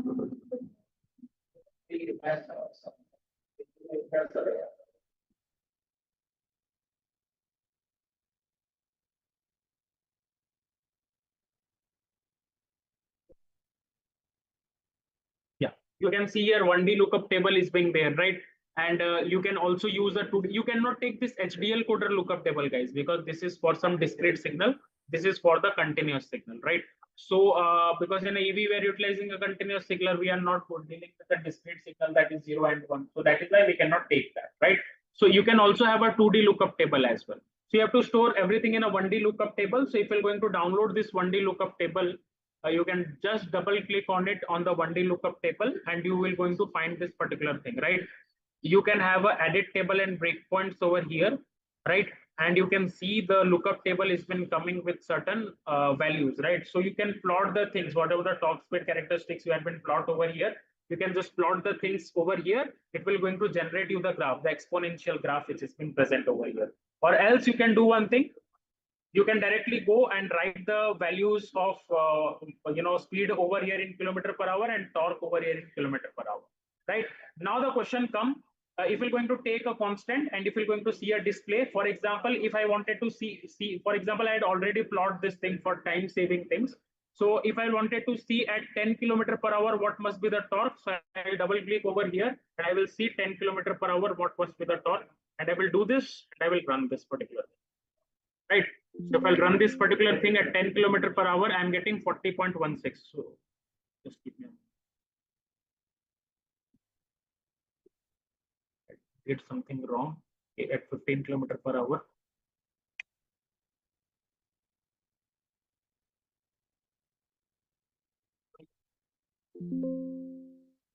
Okay, just give me a moment. Actually, yeah, I thought I had mistakenly taken some values actually. 28.4, 39.16, 39.75 actually.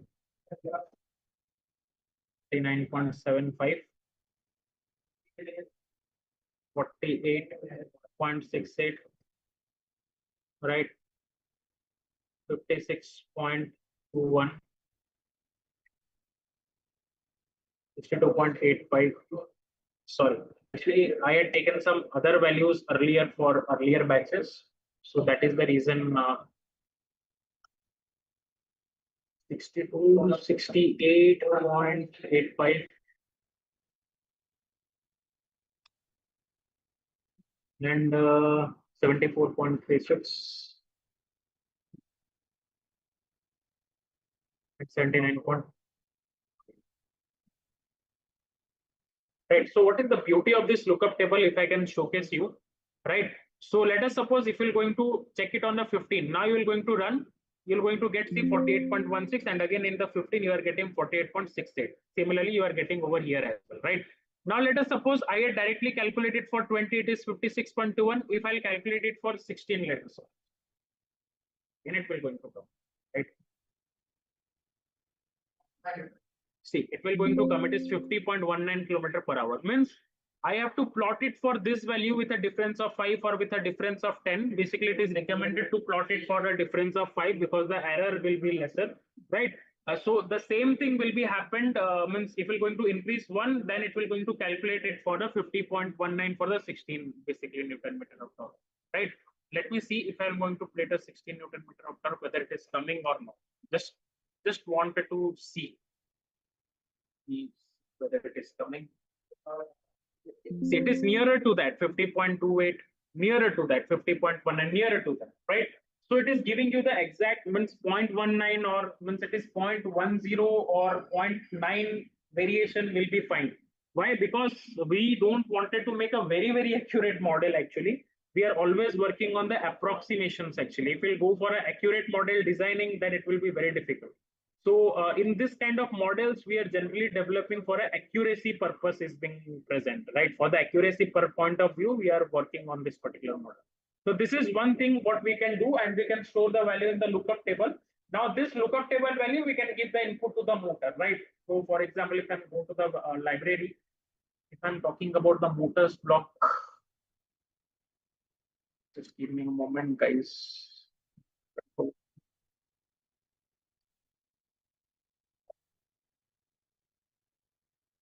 Just give me a moment, guys. Actually,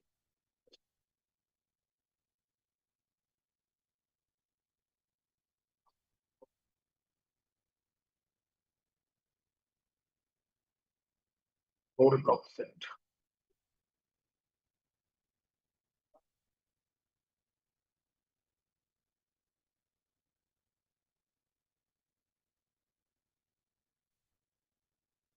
electromechanical. Give me a moment, guys. Wait, just give me a moment. This is a 2025. Actually, I'm very much. Actually, I have some kind of MATLAB. Just give me a moment. There is an electromechanical thing system there. Motor control blocks, electrical systems. Yeah, you can see. This is the BLDC motor. If I can plot the BLDC motor over here, it will take certain time actually. If I can pay the BLDC motor over here, so basically here you have to add one load torque basically. So this load torque is nothing but this torque speed characteristics. You have to give input to this thing, right? So this thing you need to give an input present over here. Now you have to select the phase volt, phase current, information, then speed of the motor to be rotated on, which is being again having a lot of values and the parameters as far as electrical is concerned. So this particular thing, this particular value, this is the torque speed characteristics. You have to plot it over here. So based on that, whatever the input you are going to give, based on the base voltage, it will and it will going to enable a controller over here. It will going to control your BLDC motor with an accuracy, right? So that is why I told you. Basically, we are doing the MATLAB coding for the purpose of solving the mathematical equations rather than, for example, here we are getting a desired parameters value because if I'm talking about this.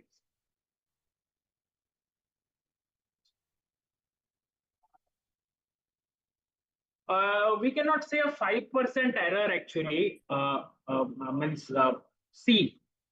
Error will be very less, right? If you can calculate it, the error will be very, very less. Means it is in the 0.19 or 0.7 kind of error is being there, right? So see in the vehicle dynamics design, error of that will be fine because see, when you are testing something on the softwares and we are dealing within a practical system, there must be an error because practical system has certain constraint on it. But whatever the value you are getting in the actual constraint while doing the practical constraint, while manufacturing it, we are adding some other things such that that error is being reduced practically if I'm talking about, right?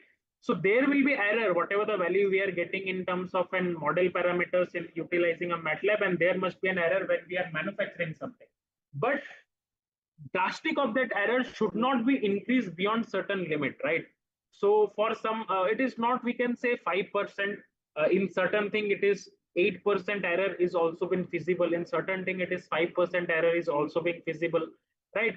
But it should not be very, very drastic. That is the reason we are always giving a tolerance band. Whatever the system you can see, if you are designing a nut and bolt, according to the GT&T, geometric dimensioning and tolerancing, you are not giving any kind of tolerance. You are writing the diameter of a particular nut is 5 plus minus 1.5. Why it is writing plus minus 1.5? Because you know accuracy will not be maintained utilizing a hardware design. If I'm doing an accuracy, for example, if I can go for a battery cells designing parameters, there is a cell manufacturers who are always giving a tolerance band basically, right? So that tolerance band they are given such that we cannot test beyond that particular thing. That is not, because if we're going to test beyond that particular thing, ultimately we can hamper the cells drastical rating, we can hamper the cell P2D model, we can hamper the cell internal behavior. So they will never tell you that if you're going to charge it with 2C, then this much current will be there. They will also always tell you that 3.2 plus minus 0.5. There will be the drastic error might be there, right? So it is not that 0.5% error will be always there. There are the different errors, but the error should not be beyond that. And you know, again, error will be depend upon multiple factors. It is not I cannot constant that particular error to 5%. I hope I can able to clear your doubts actually. So likewise, you can able to solve multiple things, guys. For example, if you wanted to achieve, for example, if you wanted to achieve a certain speed at certain second, so you can able to increase the torque. For example, if I can able to increase the torque to 100, I'm taking an example actually. I'm taking an example. I'm running. I'm taking with an example, right? 100 Newton meter of torque. So the vehicle is going at 125 kilometer per hour. If I'm doing like this, and if I wanted to see this thing, So I can able to extract this figure to a specific window. So I have to right click on it and I have to click on the very first option on it. So let me zoom it out. If I'm talking about if I want to achieve a 60 km per hour. So on what time I'm achieving a 60 km per hour? Zoom it here. So you can see the 60 km where if I'm going to achieve a speed of if I'm going to if I'm going to give us new torque of 100 Newton meter, so I'm achieving a speed of basically 60 km per hour in how much minutes or how much seconds basically. You can this is the times in seconds. So 10.2 or 10.3 second I'm achieving the speed of 60 km, right? So you can do these things. So that you have to generate that I told you that in order to get to 0 to 100 km per hour, if you wanted to generate this much amount of torque, so what is the force required? So torque divided by radius, right? So based on that, you can able to calculate what must be the power of a particular motor. So this is nothing but the power. This is nothing but the torque. Based on the torque, you can calculate the force. Based on the force, you can calculate the power. But that is a theoretical way of calculation, guys. Practically, you have to test it. Whatever the theoretically you can calculate. Let us suppose to get this particular thing. If I can, let us suppose we can take, for example, 60 km per hour. I'm getting 10 seconds, right? So that is what 10 second approximately. So 100 Newton meter I'm getting. In 100 Newton meter I am getting force multiplied by radius. So what is the force? Radius is 0.279. 100 Newton meter by radius 0.279. Right? So if I'm 100 divided by 0.279, so it is force is equal to 370.3, right?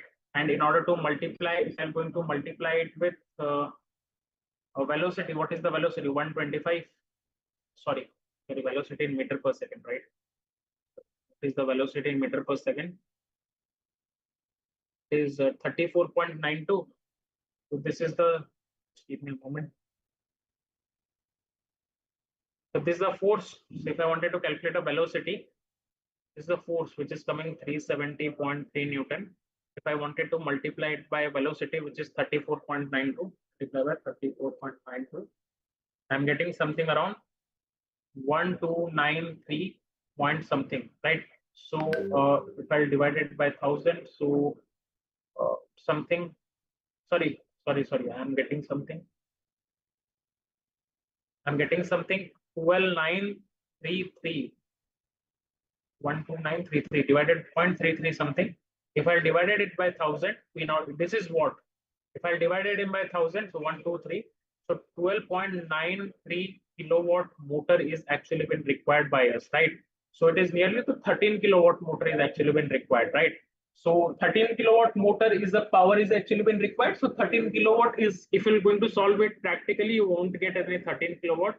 It is nearly around 14 to 18 kilowatt, right? It is a bit higher actually in that cases, right? Because there are a lot of mechanical constraints like power losses is actually been there, copper losses is actually been there. If I'm talking about a synchronous reluctance motor, there is some design constraint losses are also been there. If I'm talking about a PMSM motor, there is something called to be as implementation of FOC algorithm. It required to convert a stationary frame into the rotating frame. Again, there is some conversion is actually been there. So there, yes.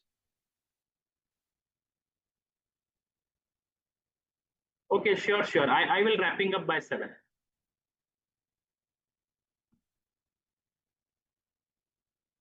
Yeah, fine.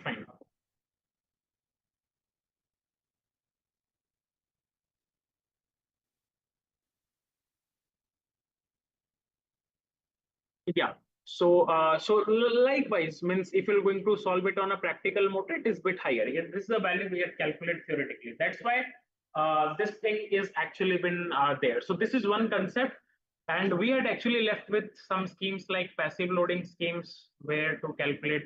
For example, we'll take a DC motor. We'll try DC brush motor. We'll try to implement this model. So we have to use a passive loading scheme in order to implement this particular model. So we had left this particular thing. We will take it up on some other classes, right? So this much from my side, guys. If you want this model, I can share it to you. No worries on it. So if any doubt anyone have, you can do let me know. Any doubts anyone have? Any doubts anyone have, guys? You can do let me know. Sir, Yeah. good evening, sir. Yes. It was a wonderful class. Yeah. Sir, where the mechanical engineer, Yes. nowadays the EV vehicles are there are so much roles available like system engineer, Yeah. like cyber security, functional safety. So, Yeah. so many things are there. Like in EV, it is completely changing from IC engine to EV vehicle, Got it. where Yeah. entire things is changing to like power electronics, control system, entirely it is dominating to from mechanical things to electronic things. So where the mechanical engineer has to focus, one want to make career.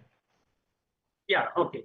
It's a wonderful question. Actually, see, we had just shifted the powertrain. May I know your name? You're Surya, right?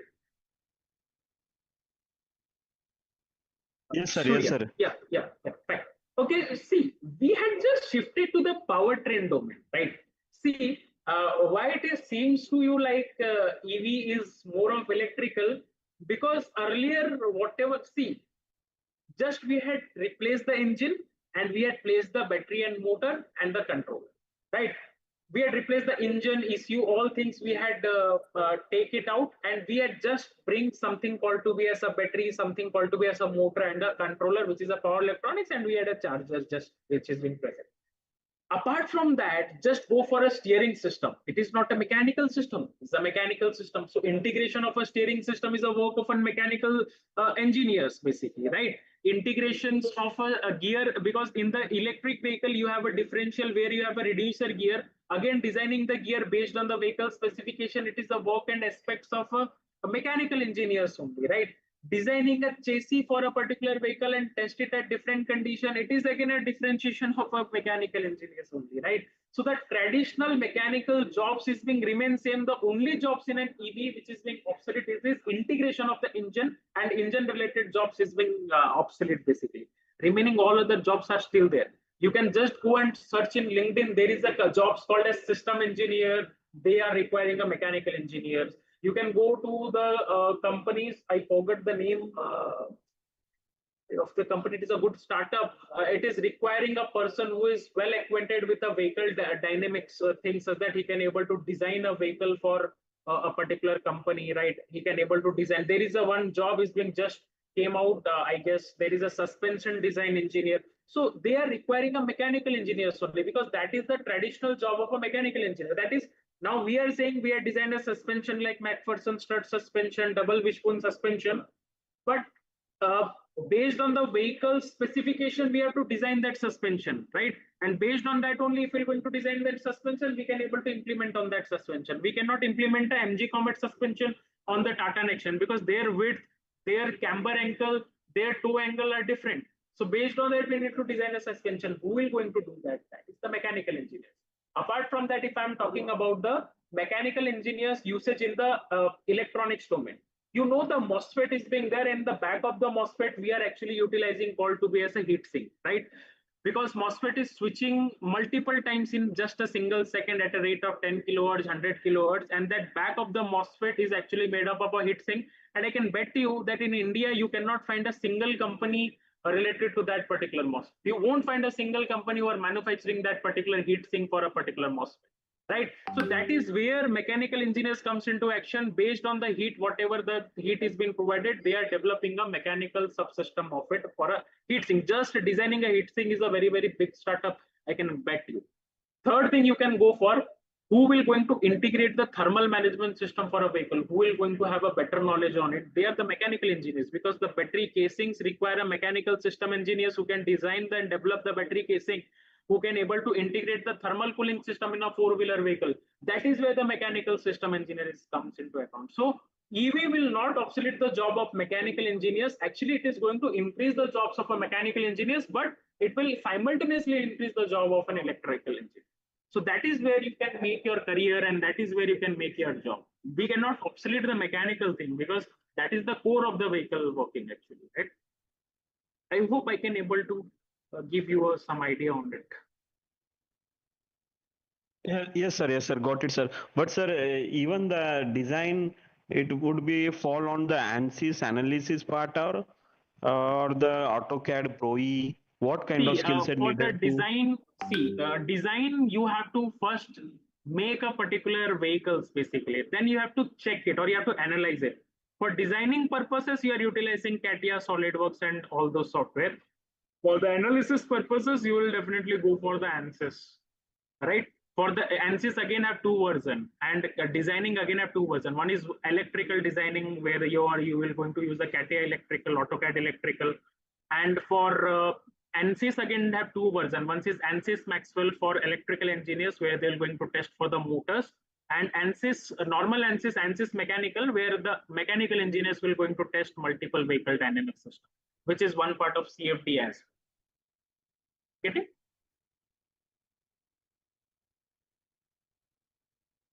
Got it, sir. Thanks a lot, sir. Yeah, welcome. Mohammed Sarikin means contacting you. Email. Okay, I can able to share you my mails. Sir, will I get your mail ID or some Yeah, contact detail? yeah, I'm sharing my mail. I had shared you my mail. You can just mail me there. Right. Rooms to go.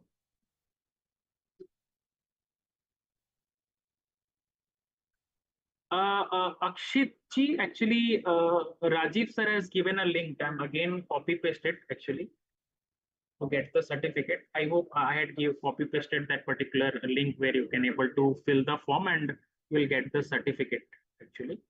Uh, you can just fill the form and you can get the certificate actually. Akshit ji.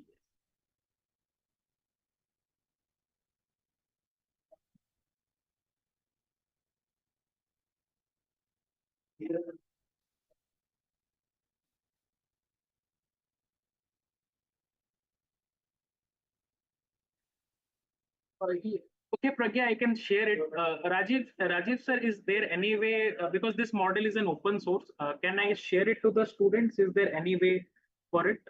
Means through yours? Yeah, means I cannot share over here actually, because it cannot be. I will share it to you, sir, and Rajiv sir, you can able to share it to students. They can able to operate. This is an open source. There is no issue.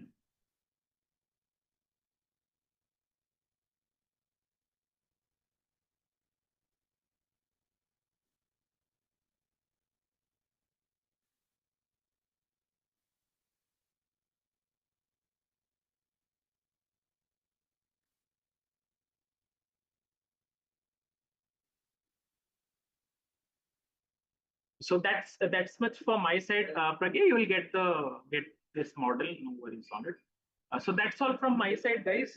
Thanks for joining the session. Rajiv sir, I'm done. Thank you, everyone.